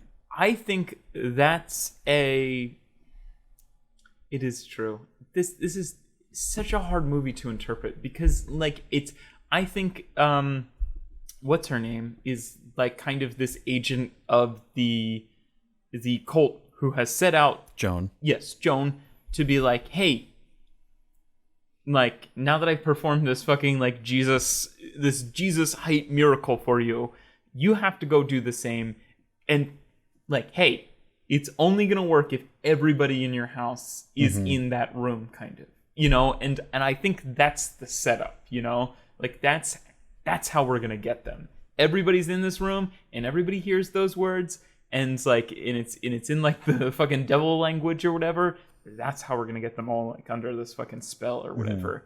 So I interpret that scene more of a desperate mother who wants to reconnect. You know, who is, you know, fucking on all fours, like sobbing for her child. Somebody has showed you a way to reconnect with that person who has passed. I think like maybe she could just be excited about whatever. But again, I think it's just all because of that like flare kind of that people see, which I love the visual of that flare. It reminds, it's like heavy, like Donnie Darko shit. Is there a flare in that scene, or are you saying there's not a flare? There's in that not scene, a flare, but just to touch on like other things that you were saying, just because I didn't want to interrupt you. I was talking to Sabrie about this the other day, but like some like things like when I think it's a dream when she's like, I wish like I was trying to abort you. I was kind of trying to have a miscarriage kind of. And then that, and then like this past scene where she's like, and like we all woke up and we were all like fucking soaked in like paint thinner, and I lit a match, and obviously I put it right out. I think this is something that's subconscious, like a subconscious part of you like knows that your mother is like evil kind of, and is trying to save you all from being like a fucking host in the body of the devil that's going to fucking like bring the end of times kind of, you know. Wait, like what is the subconscious? This so when you're sleepwalking, I think that's your subconscious. Your subconscious is acting this out, and maybe your subconscious has this inkling of a feeling that your mom is this fucking cult leader who's going to, you know, use your kids, or not even that, as, that like she may not even be a cult leader, but it's like that idea that like generational like predispositions to like mental illness or like generational trauma, like whatever you guys have experienced, like her brother hangs himself because he knows the grandmother needs like a male host. Well, you know, the dad like but starves himself. Well, what they presented as is like he has schizophrenia and he hung, like the brother hung himself. Right. But yeah. like, and then the dad like starved himself. The name Hereditary, like I wish there was a It's Yes. bad. what It's The I name. wish there was a better tie-in at the terrible end. name, yeah. It's great for the first Yes. hour of the movie where you And don't know where it's think- going. I think that is what ruins the movie for me is the ending and then the name of the movie. Like the only because, hereditary thing is that they all do art, kind of. but like not, but like if you really, I Charlie. honestly looked up the definition of hereditary today and like wrote, I had like notes, I don't know where they are, but like it does not tie into being in a cult because then we could argue like is religion hereditary? Are our beliefs hereditary? Like yes, it's like nature versus nurture shit at that point. It's like, okay, well, we have these like genetic predispositions. Well, that's why I was kind of leaning towards at first the idea until I read stuff from Ari Aster, he didn't like spoil anything, but he was like, there's cult shit in it. well, he was basically that. confirming that the stuff that's happening in the movie is actually happening. But there was a while where I was like, based on the name Hereditary, I was like, I think that's why that it's called that because we're supposed to, in the end, understand that like, oh, like none of this is actually happening, and they're all Right, We or inherit they're acted all out by little spirits. dolls, or well, no, they're all suffering from mental illness. Right. Like, Right. you know, and that's what like the father doesn't have any instances of like Right. actually witnessing any of this besides like her acting crazy and him dying because of it. right. But like Peter, who is a direct, you know, of the actual lineage, ends up, you know, hallucinating stuff in the end. If you're looking through it through that Right. perspective. Does anyone know why Annie is lit on fire the first time she throws the sketchbook in there, and then the husband is Well, I lit think on it's- fire the next time? I think it was the idea that the sketchbook wasn't allowed to be destroyed. Like the Okay. spirits weren't allowing it to be destroyed. But she throws it in the second time. She throws it in the first time too, and he gets burned. I mean, ultimately, she's destroyed the second time because then she like fucking chainsaws her neck off. Well, not chainsaws, but like. Right, but I mean, just as a direct effect of Again, throwing there's it a in lot with this. I give this doesn't make movie sense. a lot of my positive feelings about this movie are the reaction and how well it's technically made. Right. But I think there are some confusing things about the end that I can't even really find a theory for. Like I'm still confused about like he burns, Alex comes down, he sees like the thing float across the ceiling, which Yeah, that's. was to that me, her walking or was that just I think I don't cloth? know, but It looked like just cloth to me, but people Well- said that they saw her on Like- the ceiling of his bedroom. here's the thing: is that Oh, like she's on the ceiling of his In his bedroom or downstairs? No, She's on the ceiling in downstairs. his bedroom. There's a long scene where he's staring in the camera, and she's no, up in that's the corner. that's different. That's downstairs. That's when he downstairs when in he the sees living his room. dad, he's looking. But no, when there's- he wakes up. No. She's- All right, he wakes up. Uh-huh. That we see like something float across the ceiling. It looks like just like a nightgown, like cloth. I have my eyes like this. Then so he goes downstairs. He's like looking around like the hallway for a while. Then he Then he goes sees his downstairs. dad. There's another like kind of like non-starter there where I don't know if I was just looking for things to be scared of, but there's like a like yellowish light that's pointed down. It's all over the shadow. I think it's over like a coat rack or something. I thought I saw like fucking like Paimon or something there. It looked like otherworldly, and it was just like looking at it for a while. And then we see her in the top left corner of the ceiling while he's looking at his dad. That's when we see her on the ceiling. But I don't know if we also see her in the bedroom when he first wakes up. We do. Well, I know we see her crawl across. But it's not that long extended shot that you're talking about because that's when he's downstairs. We definitely see her when he wakes up, though. Okay, I didn't see he that. sits up in his bed, and she's in the corner. I didn't see that at all. A lot of people, I saw a lot of something people have float been- across the Yeah. screen, and I thought it was just a piece of cloth. lot and of then later, people- when you yeah. see her on the ceiling, I You're was You're like, like, oh, that's her. It's- Was that her? It's her in her bedgown. Okay. Yeah. A lot of people have been. her bed gown. A lot of What are people you like have, from the 1840s? A lot of people have been complaining about like bad projection, kind of in their theaters. And there's a we- lot of stuff that happens there's- in the dark. yes, in this movie. Well, and a we lot of also- people don't see that bedroom scene. Well, we Getting also fucking had like horrible. chills. We also had like horrible like sound shit where like our theater, it's like very silent in the like very important parts, and then in the theater next to us, they're probably playing Invisible 3, and it was like blaring music. So it was like shaking our theater still- where like the parts that were scary were just I think the like sound design, I mean, if you have a good theater, is incredible in this movie. In terms No, of we do. the soundtrack choice where like there's that like low bassoon that like plays when like things are starting to amp up.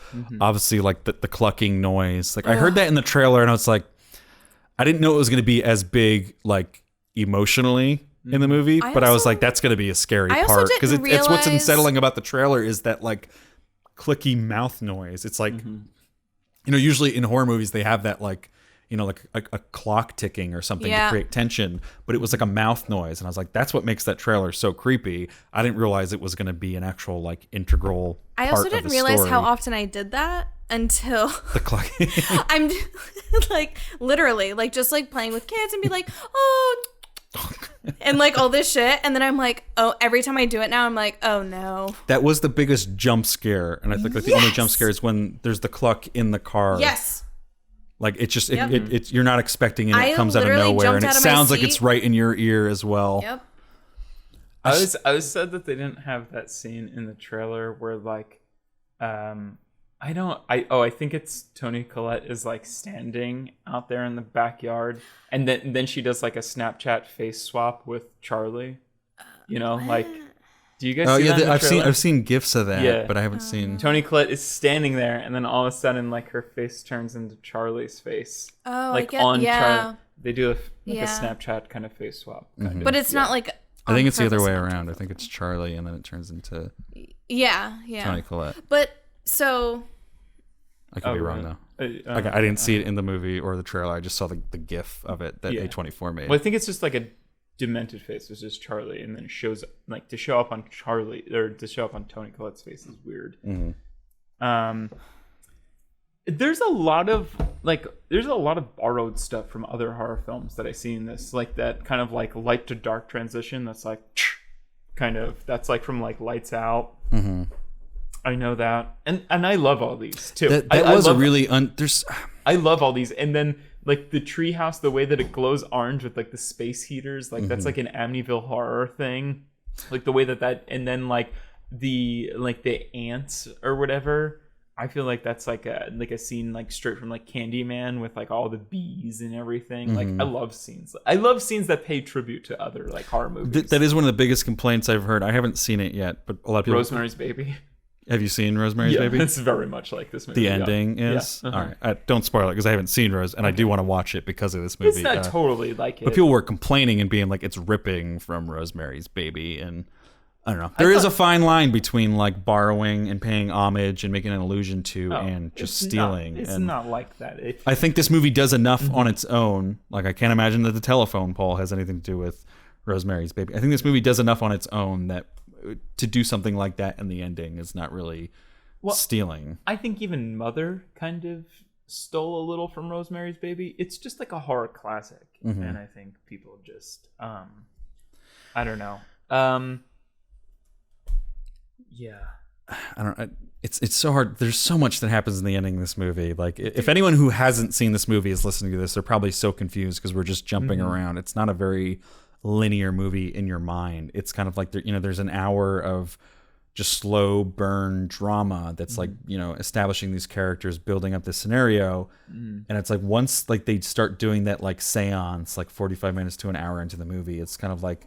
It's just kind of like what the fuck moment after what the fuck moment for me, at least, where like there's just so many times where I was like, oh god damn, I feel so tense right now, or I'm like physically feeling reactive and scared to what I'm seeing on the screen. Like I think that's what really scares me about this movie is that like jump scares are very temporary. They're just that thing that like scares you, but then you laugh after it with your friends. And you're like, man, remember that time when we were like so scared by that? But there's times in this where we just look at stuff and we just sit there looking, and then in like the worst of those scenes we'll get the reaction of these characters, and then we're feeling what they're feeling, and then we go back to looking at those things. Like the one scene that still sits with me, it's the reason why I have to watch The Office at night when I go to bed now. I can't remember the context of what it's when the ghosts start appearing. I guess it's in the attic, but I feel like it's also somewhere else in the house. But he's like looking, Alex or Peter is looking at a doorway, and one of the ghosts is there. you and it mean just the kind of naked people that are like yeah, but it just like it walks in. I'm getting chills. It like just walks Yep. into the doorway and just stares at him. And we never get a close up. We never No. get it walking into the light. We never get it shrieking or like running at him. We get, It's just we look at there. it. We look at Alex or Peter and he's like, what the fuck? And then we look back at it for a really long time. And there's not really a payoff in terms of like, you know, a loud bang or something like a release of No. tension. But it's I just think that's tension the that just scariest It is. thing. It's terrifying. Right, and it like walks in from like into his door, right? I'm trying to. I can't place where it happens in the movie. From like the hallway. I guess. It's just a face in the hall. But I Used me at all. Minor complaint, petty complaint, is when great. Joan is standing across the street and like Peter is Peter. Yeah, that's the name. Alex. Alex is the actor. Peter is the character. Peter's the Naked character? boy. Oh gosh. Alex Wolf. Okay. His name is Okay, Naked so Brother. I didn't realize his name was Naked Brother at Peter. Twitter.com. Okay, so Peter Is that what Twitter handles Peter are? is I'm at Naked Brother At at Twitter.com. Twitter.com. but she's like standing across the street, like across like a busy highway from the school, and she's like, "I expel you! I expel you!" Yeah, that was And weird. he's like, "Is anybody else seeing this?" Kind of, and like he keeps staring at her, and he keeps looking around, and it's like blaring through the speakers, and I was like, this is a weird choice to do. Like, there's so many hallucinations where I think almost everybody sees the grandmother, like, very creepy. They see her in the attic. Why is she also saying "I expel you" too? I'm not really sure. Yeah, But I do like the other But sort anyway, of quote unquote. he looks around, and I feel like she's still alive. He's not hallucinating this. Right. He's never seen her before. Why would he be like? It should be more one of those freak out scenes where like he smashes his head. I don't think and, it was. like, I don't think it was him. I didn't get the impression that he was like, "Is anyone else seeing this?" I think he was like, "Is she talking to me?" oh right. Because I think but- she does call him by his name, and he Right. But Are you kidding? other Like, I don't people know this should person. be like, do you Why know is this this bitch? lady Like, screaming? it's a loud like lunch, and he's by himself. You know, it's not the worst thing. My more complaint is why is she saying "I expel you"? I don't know. Her whole thing is like conjuring demons and whatnot. Like, Maybe she wants him to die movie so is a that problem. Payman can take over. No, but she wants him to it's be just alive. it's just weird. But they're like in the other scenes that are similar to that, where like Charlie sees the lady like waving across the street, or when she's at It's the the funeral. grandmother, right? Yeah. No, my interpretation is that those are members of the cult. Oh, okay. They recognize that that's Paimon, and that's why like when she's at the funeral and she's looking at the body, and then she sees like the guy really excitedly waving from Oh, like the the smile corner. guy. Yeah. These are people that are members of the cult, and like Ah, if I you forgot worshipped about that, Paimon, yeah. like, and you knew that I Paimon thought was that in was the Charlie's same body, lady when you'd be she- really nice to Charlie every time you saw her. And But I thought that was the same lady who was like, remember when Charlie's in the backyard before like Tony Collette picks her up and is like, "Why aren't you wearing fucking shoes or whatever?" Mm-hmm. But There's like a she- naked yeah, person like sitting crisscross applesauce. was she naked? I don't remember. I thought she that, had a white but there's- shirt on. There's a person waving and it's in front of like this line of fire. No. That's two different scenes. You're merging. Yeah. Okay. There is a scene where she sees someone waving. And there's I someone think that's it's- sitting crisscross But applesauce. yeah, but then she's seeing someone facing away from her who's sitting in front of a line of fire. Two different hallucinations or visions that she has. During the same scene? I think it's different scenes. I think she sees the lady when she's doing the stuff with the bird. Really? Yeah, and then when she's From in the the she's across like a chain link fence or something. yeah, Right? because she's Or at no? school I'm when she sees the confused. lady. It's It's But very. that's the grandmom who's standing in front of the fire, though, because I that's, think so. I that's think not- so. That does not exist. I think that's why she's That's going not towards her. actually happening. Right? Yeah, yeah. I think you're correct, just- but I think yeah. the lady who's waving across the street is real. Oh, okay. I Yeah, think no, she's a- oh, I yeah. think- Oh, I think- I know exactly what you're talking about. I'm confused. She's a about the blonde crisscross lady with applesauce, yeah. longer hair, Yes. but there's a white lady or a 'Cause lady I'm not with sure white. if there's ever anybody who's naked crisscross applesauce. I don't think she's waving to- naked. I think she has a white blouse or something on. But she's crisscross applesauce? Yes, yes. Okay. Yo, guys, And that's not the confusing part. I was kind of laughing a little inside because I was like Is this when, like 10 when hours long? Charlie gets We're all right so far. Charlie we gets- got to wrap it up, but Okay. Charlie kind of like gets beheaded or whatever. I bet that bird is like, yeah, it fucking sucks, doesn't it? Thanks for cutting my head off. Yeah, it hurts, doesn't it? I did like that like imagery You of like asshole. beheading and like when she's drawing the bird, she's drawing it with the crown, and then at the Yeah. end like Yeah, her yeah, beheaded yeah, head is yeah. there with the crown, and Yeah. Yeah, it's not great, is it? All right, we do have to start. Okay, so we should should definitely we get into give our ratings. fingers? We can. Let me read the Rotten Okay. Tomatoes and. Who's gonna start? Can I? Oh, I gotta go to the Facebook and get all this stuff. Oh my god, hot dog. While you're doing that, there was also like another like really funny bit like Mike was doing on Red Letter Media. Like all of a sudden, like at the end, like Alex's stoner buddies show up at the end, like Alex. We read up on the curse in the library. Like we know how to defeat it. And it becomes like the end of it something or something like that. Like in the grandma, like he didn't say this, but I was just like laughing. Like what's it called? Like the grandmom's like seize them, and like all like the headless henchmen start running after them or whatever. She's like, you fool! I could have had like world domination and riches. and then they defeat them, and Alex is like, did you guys smoke all the weed? And they're like, Alex, don't lose your head. And then everything was The okay. end. And then I would have been satisfied with an Like ending. beating like the headless people with skateboards. Like, this'll teach you, bro. Alex, we read all about it in the library. We read about the curse, bro. You ready for this, Ollie? I think we know how to defeat her. Skateboard boys. God. My fave. On review aggregator website Rotten Tomatoes, the film holds an approval rating of 91% based on 195 reviews and an average rating of 8.3 out of 10. The website's critical consensus reads, Hereditary uses its classic setup as the framework for a harrowing, uncommonly unsettling horror film whose cult touch lingers long beyond the closing credits. And I guess before we get into everything, let me just read.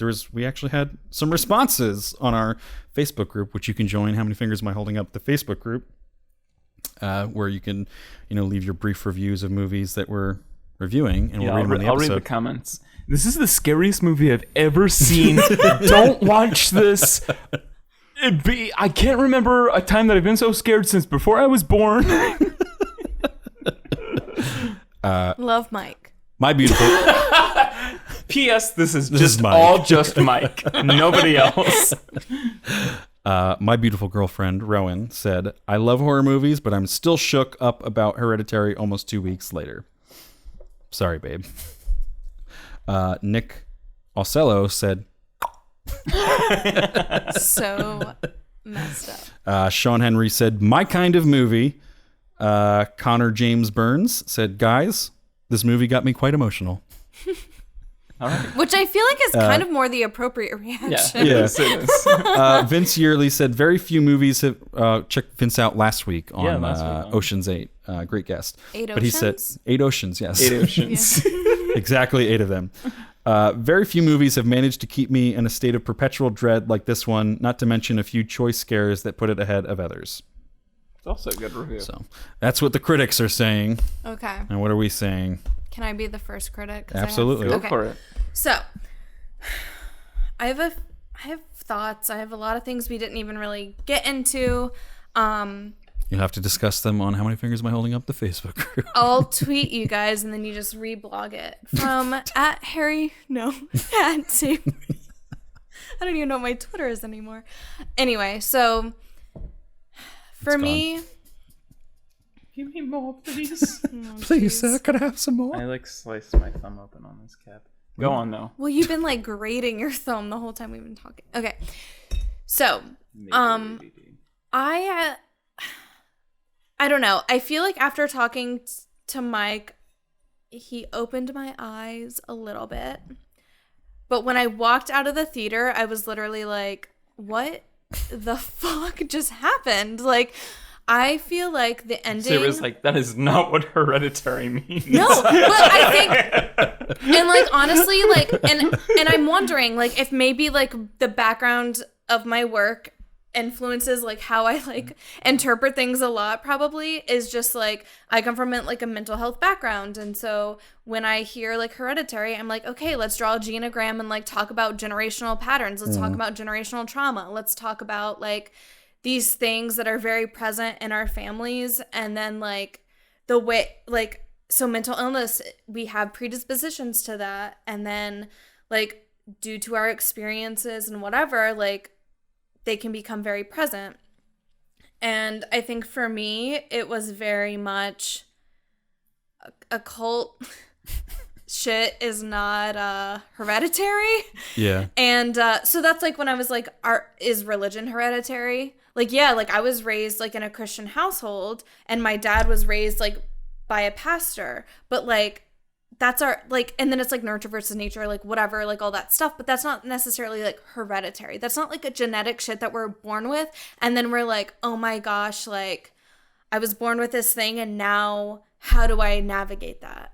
And so like I think for me the title to the entire movie was so misleading that when at the end I was just like, what? And so like I think for me it left a lot of holes and spaces and like whatever. Even the tagline that they were like advertising it with, even before like any sort of trailers, were like the fears that we like inherit from our parents or something. Well, because Yeah. I think we think about. I mean, like, I give a little bit of leeway to marketing because, like, they obviously can't be like might have not seen the movie. tagline to Hereditary. It's a fucking cult movie. Yeah, You know, like Well, and they're trying to so- leave some stuff as a Right. surprise, and it is a surprise if you Right. haven't seen it. It just for some people it's a bad surprise. For some Right. people it's an okay and surprise. I think, and honestly, like I've been thinking about this since I saw it. I don't know what ending would have been okay for me. I don't know what ending I would have been satisfied with, but like the idea that it just is all to the occult is like, okay, now it makes sense. Like for me, like to me, the most traumatizing shit is like, how are we going to deal with this grief that your grandmom died, you killed your sister, and like you have to live with this blame, but the only way you know how to deal with this shit is from what you're raised. Like we only know how to deal with our experiences by like how we're raised and then like what we experience. And I think to me that's like the most terrifying thing. Like I don't know, but like we think about our parents as like we love them, but like we would do this, and this differently when we have children. There's definitely like an unfulfilled story from Yes. the first half of the movie. And so like I feel completely commiserate with everyone who didn't like the movie because of that. right. because So he's dead and she's alive inside of his body. Which like totally like rips out the emotional. We didn't even really get into. didn't even- Do you think that it's Charlie at the end, or do you think that it's Paimon at the end? It's a Charlie Paimon. It's a Charlie it's Paimon. first name, last name. It's a Charlie Paimon. I thought that collaboration. Charlie was a real like person, the real body, and Paimon was inhabiting her Yeah, like as a a host spirit, because they do yeah. talk about like, oh, we tried to get you a female, Right. So I do think there is a Charlie, Right. like the Right, like- physical person, and I think like when Charlie inhabits the Toni Collette Annie. That's Charlie, and that has nothing to do with Paimon. That's Right. why it's so innocent and why it's And like, she's like- mommy. And that's why like, it's like, Yeah. Yeah. to me, that's why it's horrifying, is because Yeah. it's like this poor kid who doesn't know what is going on is like, where is my mom? Yeah. All right. Sorry to hijack your but just we didn't really discuss like the interpretation of the exact ending no, because he has that really confused look on his face where like if it's Paimon, like wouldn't he be like, my children, like I'm finally returned? So that's I guess it has to be Charlie, but that also doesn't make a lot of sense to me because I think Charlie is the physical body.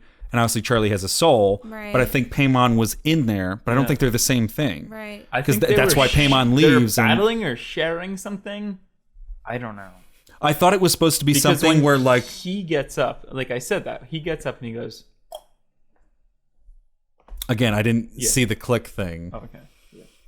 I was just like so fucked up from the scene Right. Yeah. before No, that. it's, like it's hard whole- to pick up on details on this. there's so movie much 'cause shit there's going, so much on. going on. That's yeah. like one of my bigger complaints with that. All right. Anyway, So we don't have an answer for the no. end. So I will say the ending kind of ruined the whole thing for me. I don't know how it should have ended, but I feel like for me it just wasn't satisfying and it felt very cheap. But the imagery of the entire movie was horrifying. I am still scared to sleep and to not see naked weird people panting in my Yo, old people are like, scary. but they're just like yeah, but and now it's they're like this ghosts. Though. yeah That's and less it's just scary. like it's very horrifying. It's still horrifying imagery. yeah. Yeah. Yo, but imagine if like But a real old real old naked people lining like the inside of your God, house. That's yeah. so much more scary. It Like is. real That's old fucking- saggy titties. That's yeah. scary. Instead of like ghost saggy titties. It's like real. That's not Like, real. For some reason, they maintain like their old ass bodies, so like when they reappear as ghosts. That's lame, but scary. Did you guys see the one scene where they had the shot of the exterior of the house and there was all the people Yes. outside of it? Yeah. Were they naked in that scene or were they wearing I could have sworn it was so quick and it was so far. It looked like they were wearing Charlie sweatshirts Oh, in that. maybe I don't It know was what like you're talking about. like a I thought they mauve, were- like brown kind of color. Oh, I thought they were wearing like the thing that like Joan is wearing at the end. What is she wearing at the end? She's wearing like some sort of uniform. I need to watch this movie She's again. in a There's cop so much outfit. happening at the end that like I you agree. pick up on like a little things that are going on. I but- agree that I need to watch it again because I think I'm so like tuned into like what I saw the first time. I said that the minute I finished this movie. I said I need to watch this again because I need to go into this movie without thinking it's scary or something. Yeah. I was like, We didn't even get into like how are you not scared by some of the stuff in this movie? Well, so okay, let me just like it's just like I was ready. Like, you know, like the way that Like, you, what the was way your- that you guys described Was it. it just I not I as scary as we described, or Yes. just not scary at all? Okay, I think was scary. I watched I think it was baseline scary. I think it was. it was like The Conjuring scary. Well, not even- honestly, yeah. not I think even. this is an average scary movie, kind of. It's Is like The Conjuring Annabelle. the scariest movie you've ever seen? It's up there. It's definitely up there. Honestly, it's like But- very terrifying to me. But like when I heard like the three of your descriptions and like other people, I was just kind of like critics or whatever. Those are the other people. I was like, not real. Man, like I'm about to see my mom raped by the devil like up on the screen, like fucking like some real fucked up. And like, again, I never saw There's Something Strange About the Johnsons or whatever the movie is. I never saw Joneses that or- either. So I don't know if there's stuff in that that's super shocking where you were like expecting him to up the ante from that. Here's Like the I thing. don't know that like I mean, besides the telephone scene, there's nothing that's like when Yeah, no. when you read it on paper when you read it on this paper movie is scary. when you read it on Watch paper there's nothing that's that shocking. Oh, no, but it's the execution of everything in this. I was about to say, this movie is a family that gets possessed and doesn't even really kill each other. They just kind of kill themselves, kind of, you know? And it's like, that's just like, oh yeah, that's the end of every horror movie. You know? Like, every Okay, family. so let me- But it's the execution that's scary. Yeah. Okay, let me just like finish my thought. Yeah. I don't think it was the scariest movie I've ever seen. However, I do think there were parts that like yes, I'm still scared about. I had zero problems getting to sleep after this movie, though. Okay, I don't really care right at this moment. Just bragging. I'm not scared of anything. Just bragging. Hashtag bro. Just bragging. I closed my eyes that night and I fell asleep. Okay. So, but I think my thing is I live next door to a graveyard. we really actually do. And I fell asleep. God. I want to I ain't scared of no ghosts. It's about to turn. Gotta get to your points. You gotta, Well, you you're gotta not- hit those marks, baby. I'm trying, but you keep interrupting me. This is gonna be Dunkirk all over again. So I did not think it was the scariest thing ever. However, shit sticks with me, like I've said like 20 times. But I think the acting was very good. I like forget all my points now. I would give it a 3 because I thought about this like 2 days ago, like what I would give it. I think I give it a 3 because I just can't get past the ending. Mm-hmm. It really messed it all up for me, and like I don't know what would have been satisfying. What specifically about the ending? That it didn't tie up what the that it first was half just of the like movie was, okay, and it now didn't you're sync like up. the king of like Satan or something. Okay, Right, yeah. cool. There was a family drama and then it turned into And- a completely different thing. Yes, and it's like the name of it. It's like that's Yes. like what gets me the whole time is like it's called Hereditary, and like it has nothing to do with like your genetic predispositions to anything. Right. It's just like, okay, cool, you're cursed. Or it does for 2/3 of it, and then the last third has nothing to do with it. Yeah. Yeah. And, like, Like, I do think it is still, for a majority of the movie, about, like, you know, having these, you know, negative feelings about your mother and, like, these complicated relationship with your mother Right. and trying not to be your mother. And in then the your end, daughter we your end up daughter dies, and you're like, what kind of mother was I? Yeah. How was I as a mother? I'm gonna have to grieve like the loss Well, of my and she, daughter, like, but ends also up having these, like, nasty moments with through her that son. grief that, like, are probably we don't get to see Ellen, but are probably reminiscent of right, Ellen. Like, exactly. I think that's what So, we're like, also supposed to get from it, is that, like, yes. you know, we hate our parents and then we end up becoming our parents, sort of. Well, and I feel like that to me is more terrifying than like a cult. It would have been nice to have some callback predicting to this that in the shit. end, Yes. something that had to do with that. in the Anyway, end. so that's my take. Ta-da! It is, because I think we were talking about this the other night. I think the only thing that's really that hereditary about this movie is that like the grandmom makes like those welcome mats, and then Toni Collette kind of makes like these what's it called? The Miniatures. dolls Miniatures, things. kind of. And then Charlie and then Charlie. But Which I think is super cute. Charlie has like her little glue gun, is making like the fucking Blair Witch Project trinkets. Like, I think that's borderline But kind here's of cute. the thing, can I just like interrupt you? Because she's like her mom, yeah. But can I just say that too, Yeah. like the scene where like Toni Collette's is it Annie, is that the mom's name? Where she like rips Charlie out of like the field. It's like, you don't have your shoes on, like what are you thinking? Like blah blah blah blah blah. I'm like, that's like one of the few interactions we have between well, them, yes, too. but Yeah. also like you think about like how Annie's mom interacted with her, and like to me that's like hereditary shit of like how like your parent responds to your behavior is how you're gonna respond to your kid's behavior. Yeah. So like to me that's what I see, not like necessarily the artist, okay, like whatever, like. But I see like that piece of like how you react and interact with your like children. It is a real complaint that doesn't really result in anything. I was also like, It doesn't give us any understanding. It doesn't help us understand the ending any better. not at all. The ending is still just exactly as out of left field as it is when you first see it. Another thing is that like you have to believe that like this is not just Lena Dunham's tiny furniture, you know, like which is the same premise. I haven't seen it. Okay, Lena Dunham's first film is that her mom makes miniatures of like this and photographs them and has exhibits for them. Like that's kind of like a small premise of the film. But that Sabrie was like, honestly, like they set that up so hard, like all the miniatures and stuff. She was like, I was expecting Toni Collette at the end to be like all of a sudden at the end, like it cuts to her like in like a corner, like I hate you, mom. Like this is I'm gonna tell my kid that I hate them through miniatures. The only like good explanation I've heard of that is like in Red Letter Media. I think Jay says like that's her way of compartmentalizing like trauma, kind of, especially when you see her she's kind doing of the scene. Right. building like the scene She's of like her processing daughter it. dying. Kind It of. would have been a nicer thing if that was Ellen's thing.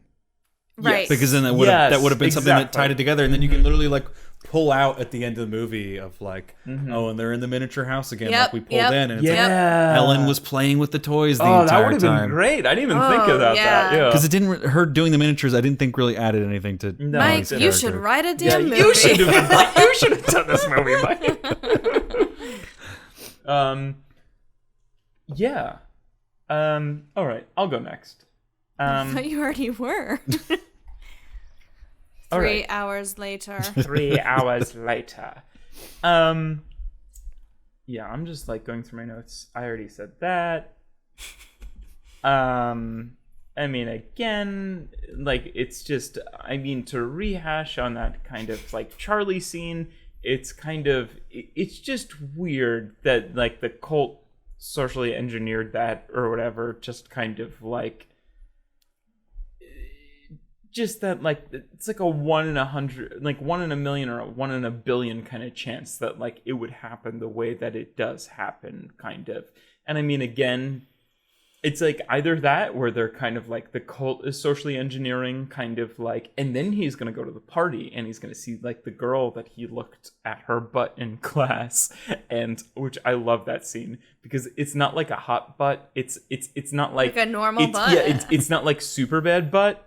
You know, like that happens in Superbad, where, like, that's one of my favorite scenes of all time is when Michael Cera is, like, looking at her, like, chest or whatever in a high school class, and she looks back at him, and he's like, he, like, looks around, and he's like, oh, like, he understands something on, like, the board and, like, writes it down. That's such a great scene, but, like, the way that Peter, not Alex, kind of, like, looks at her butt, and it's, like, the most normal shot of a butt. Like, Red Letter Media was talking about that, too. That's really great. But anyway, yeah, no, that it's like a 1 in a million or 1 in a billion chance that this cult kind of, like, plans this, like, thing where, like, all right, like, they're calling the shots where, like, Charlie loses her head on this pole, like, specifically. I think, but, and it could also be, again, this invisible hand of, like, kind of God or the other side of God. spirits, like, or, at work. And again, that has less effect for me because, again, that just becomes Final Destination for me. I'll just say that I think the other half of that is that I think they would keep trying if it didn't work out. Like, yeah, it's a rare chance that, like, this specific plan So maybe they've happens. tried. There's no scenes of them failing. No, you're right. Yeah. True. Yeah. You just gotta give her some, But like, this, cake. yeah. I don't know. This movie starts so strong. We've already talked about this. There's different levels of just themes and everything. This movie starts so strong. It's a completely original, like, family drama horror. And by the end, you're like, oh, it's like this completely accessible... it's just this completely accessible horror movie where it's like the grandmom is, like, the head of a demon-worshipping cult that's, like, you know, possessing a family to kill each other. Not only that, but, like, the, you know, she's, like, a witch who's doing, like, witchcraft, and, like, the cult has, like, super villain stakes where it's, like, they want, like, world domination and riches. Like, I just expected more out of this movie when it began, where I was like, holy shit, this is the next evolution of horror. It's fucking family shit. It's, like, real deep. It's real shitty. And that's, like, the you know? scariest thing Yeah, no, ever. and, like, it starts very scary, and somehow it starts very scary in family drama, and somehow, like once I know the stakes, it becomes less scary. Like, at the end, I was able to just go like this. Like, where at the beginning, I was like, this kind of, you know. People who are listening are not going to understand that point. I was like this. I'm just tired of cults. I wish there was a way to end a horror movie without witches, demons, or ghosts. It feels tired. This movie mind the feels ghost modern part. at the beginning. I really don't have any suggestions of how this movie should end, but I think the director, Ari, is on a fucking masterclass level. I think nobody does fucking horror movies like he does. I think it's just a problem with storytelling. In the feature-length kind of arena that he's in. Yeah, I just, like, once I knew this movie wasn't going to end the way that I thought was going to be satisfying, like, it just became less horror for me. I think that's everything that I had to say. All? I think this movie was fine. You know, and, like, it's just, like, but that's fucking a standout from, like, a lot of critics. Like, That's who showbiz. Who think this movie is, like, incredible. Andal loves leading cults. She plays the same exact role in The Leftovers and The Handmaid's Tale. I don't know. Again, I'd love for there to be a metaphor in this movie, but I think there's too many moving parts to assign everything a metaphor in this movie. I said this to Sabrie the other night, and I think this is, like, what encapsulates, like, my review of this movie, is I've never wanted to like a movie so badly and not been able to like it as much as, like, my peers. Kind Not even Moonlight? Very true. Very true. I wanted to like that movie so bad. And you should have, because it's perfect. Let's not get into that. At this 3 moment. act structure. So I didn't like the 3 how- different characters. I didn't like the 3rd act at all. How many fingers would you give Moonlight? I'm just kidding. Hereditary. Acting, cinematography, score, direction, all incredible. Even the writing, the monologues, fucking love it.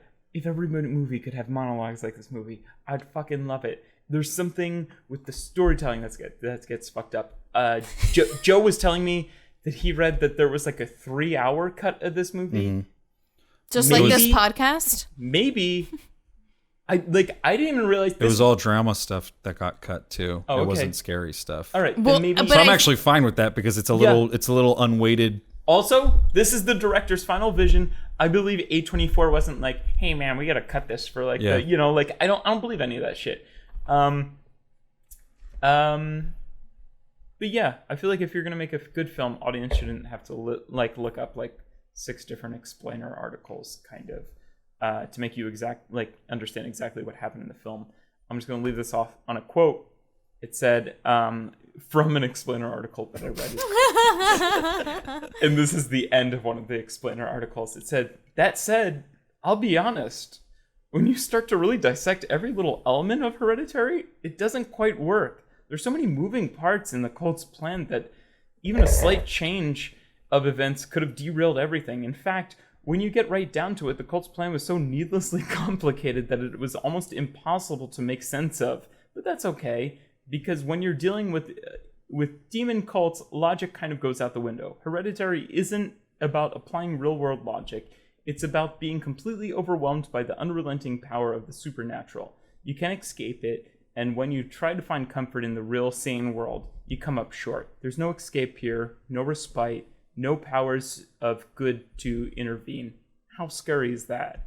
And that's Chris Evangelista of slashfilm.com. And I think I'm going to give... God, this feels like a curved... Like, I want to give it a 3.5, but I really actually am just going to give it a 4, because I love... You're curving up. I'm curving up. Damn. Because I want to like this movie so bad, and I think there's so many So did I. important I was gonna give it a 2.5. acting, directing, everything at work. And just because maybe that movie... Because it doesn't entirely make sense in everything, again... Like, why couldn't Payman just go into Toni Collette and be like, kill the entire family? All right, let's get, like, the fucking, it had to be, like, this long, kind of drawn-out thing because it's a horror movie, kind of. I don't think Paymon's back yet. They're conjuring Paymon. Oh, okay. But Toni Collette is on the ceiling. How does that happen? I think that's Ellen. Wait, is what? I think that's Ellen.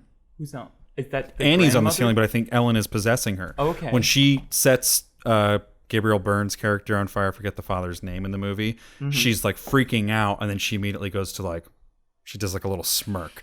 Someone possesses her after this that is like point. Ellen could have fucking- gone into her earlier, I think, and like murdered the family. I think you can argue that she shows up earlier. In I mean, I this think is- when she's summoning Charlie, I think she's there. This is honestly like Harry Potter, the Sorcerer's Stone. How? You're gonna have to expand on that. All right. So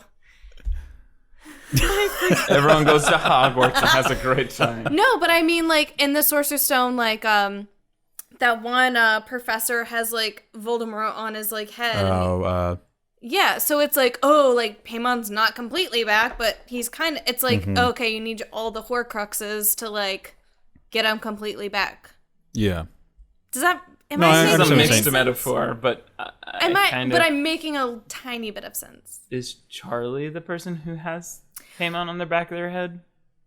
I'm not really. I think Paimon is somewhat, again, that's what I was saying before. I don't think Charlie, it's not Charlie equals Paimon. It's Right. like, No, yeah, They're mixed together. Charlie is I definitely think Charlie's body is a mixture of Charlie and Paimon. there is still a Charlie in there, but part of Right. her personality is because she's had Paimon sort But like of there the only as reason this that host Paimon for a can while. like do That's that, why the But grandmother is Paymon's not fully breastfeeding there Charlie. because they do have to, Paimon like, has to conjure ride on Paimon. someone's fucking skirt tails. And right now it's Charlie, just as in Voldemort was riding on the back of the head of the guy in the first movie. It's just kind of like all horror movies have rules, and it's kind of like, whoa, if we let the demon do this, he controls all of us, and we're all fucked, kind of.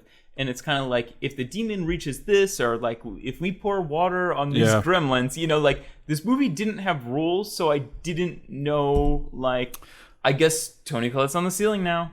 Like, I didn't know the real reason for that. But all right, I'll pick up from there because we need to get the fuck out of this review. Really sorry. I think that's what makes this movie so scary is that it's not a movie where like we know a lot that like the characters don't. There are some things we know obviously, but it has more to do with putting yourself in the character's shoes, and I think that's very intentional throughout the entirety of this movie. We figured out as they do. Like I think in a lot of other horror movies, the fault. And it's scary in the moment, and but it doesn't last, is because it has to do with like jump scares and like scares that we know are coming, and like even though they scare us on the surface because they physically make us jump, whether through audio stuff or like a visual thing that like pops up that we're not expecting. It's really tricking our brain. It's like an illusion, and the way that they scare us through these movies. There's all these cues that we've learned over like all. That's why I brought that quote up from Ari Aster in the beginning, where he says that there's a certain complacency that comes with watching a genre film, and if you want to transgress something, that's kind of perfect. That you have people sinking in. That complacency is good because then if you're going to turn things on them, it's a shock. I think that's what works about this movie is that we're so in tune to like when the music gets a certain way, something's going to happen. Right. Or when we look a certain way down like in a hallway, someone's going to come out of a door, or someone's going to turn around the corner, or like something's going to happen like this. And this movie doesn't give in to any of that. It scares us in ways that we're not anticipating in any way. And then when it scares us, it stays and it looks at those things that are scaring us. And then it shows us the characters, and then it looks back at those things. And I think that's what's just... it freaks me the fuck out about this movie is that I there was no part where, when you're like watching a scary movie and you're like, all right, now this is the part where I put like the pillow over my eyes. Right. You didn't know when that was going to happen. And even if it did, there was no like audio cue that was like, oh, you're looking at like a scary like demon in like the corner of the room, like apart from like the one click thing in the car, there wasn't a lot of like actual jump scares in this movie. And I don't know. I have to go with my gut reaction to this movie.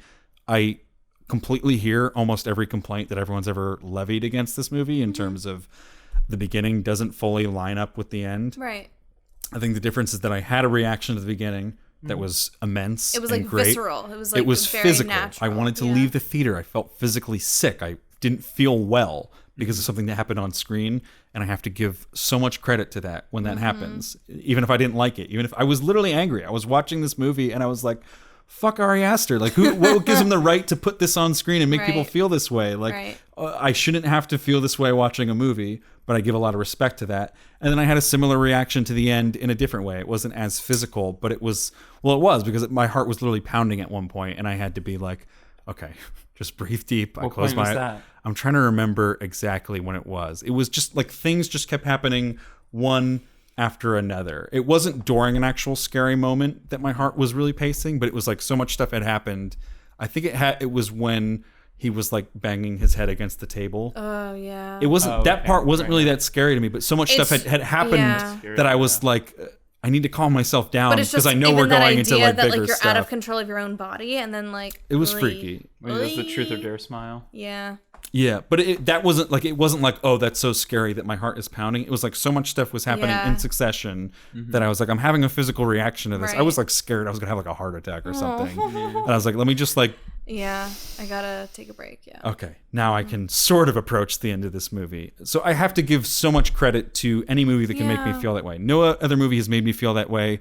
I've never been this scared by other horror movies. Like, nothing has ever lasted this long. Like I remember like watching like The Ring as a kid and having like a really intense reaction to that, but it passed. Like a day or two was gone, and then I was like, oh man, The Ring was a really cool movie. Or like I remember being really scared by like the Texas Chainsaw Massacre remake, or I'm trying to think of like other movies that have like really scared me that badly. They none of them ever lasted as long as this one did. Where like I feel like the way that my parents feel when they talk about Exorcist, where like, I've asked my parents about The Exorcist. I've never seen it. I'm going to watch it eventually. I just haven't gotten around to it. But it's one of those movies where they told me, they were like, yeah, you just shouldn't watch it. They're like, I regret watching it. Like, and it was just such an intense reaction that it was just like I'm mad too that I like much. saw that movie. Yeah. Oh, you should definitely watch Rosemary's Baby. I want to watch both. No! Because that's even worse. Yeah. Oh my god. Knowing that this movie takes inspiration from both of those, I do want to watch both of them. I just never really got around to it. I'm not like a big horror guy. I like horror, but I don't seek it out unless someone like actually recommends a movie specifically to me. I'm not like, oh, I need to go watch that horror movie. And I don't really have reactions like this to many horror movies. So having this, I have to give a lot of credit to it. And then when I take that in terms of the acting was incredible in this. It was. Two It of my was- favorite it was performances of the year, so if good. not 3 and 4, if you So- count yeah. Millie Shapiro and, Yeah. and Gabriel We're Byrne. going to see these in the handies. Yeah. Is Gabriel Byrne's a dad? He's the dad. Yeah. Yeah. He's great too. And even like, what's her, Abby Ward, or what's her name? Abby Joan? I don't- who are you talking Joan? Yeah, you were just calling her name. Oh, out. I thought you were She's saying from she was Handmaid's Abby Tale Joan. and about? whatever her name is. She's She's great as really well. Abby good. Dowd. Abby Dowd. Abby Dowd, yeah. Like totally Abby blank. Joan. I was like, huh? I think her performance is great because she got Yes. a emotional reaction out of me where I was like Tim Allen crying in the for theater shit. because I was believing Right. that she was this nice person in that Right. moment. Should have known better. Anyway, I'm gonna give this. Should have watched the trailer. I'm gonna give this 4.5. It's the best movie I've seen this year. It's the scariest movie I've ever seen. That's a very personal thing, and again, I apologize for ruining this experience for anyone. But personally, I can't. I only know my own truth. But here's the thing too. I only know my own truth, and I came Right. out of this movie Right. more shook than I've ever been by a horror movie before. But I think that also speaks to, if I can just really quickly, like to speak to like the experiences that we've all had of like how we each reacted to this movie. Like Yeah, nobody should be nobody should Like, have you to shouldn't apologize. feel like you need to for, apologize. Well, I just feel bad because I liked the movie so Well, much, despite like but, being like- so affected by it, and I wish But also- I didn't. I'm mad that I maybe from maybe a place of a lot- critic. but It's like hard to Yeah. You place expectations on something. Like I know people that personally said to me, like I think I would have enjoyed it more if I wasn't expecting as much as Yes. you Right. made me expect from Right. it. I'm sorry, Tyler. well, I agree. They all still everyone that I've talked to has still enjoyed the enjoyed it, movie. right. They just Yes. weren't scared by it. Yes. And not I guess I can't but really I think be that fear mad. is subjective. It is. Yeah. So I think But you like, can also, if you give someone the certain expectations going into it, Oh, you are going to yeah. affect the way that they watch the movie. But just you don't have to apologize anymore, Mike. It's just like I don't. Thank you, guys. It's just like it's kind of like when we watched like The Lobster or something. It was kind of like this movie isn't great, but holy fuck, like Yorgos is like the director is gonna go on and do like incredible things. Did you watch Killing of a Sacred Deer yet? Yes.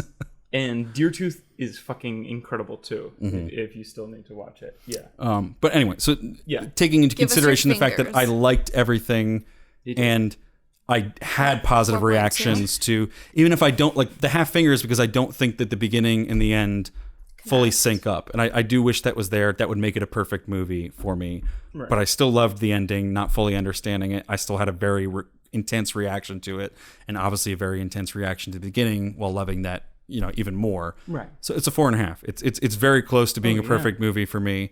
But I do still have complaints, and I acknowledge everything that everyone says that just doesn't hold as much water to me, because how can I not give this a 4.5 when I felt physically sick at times Right. from a of movie, course, yeah. like something that's not real. I'm watching it on screen.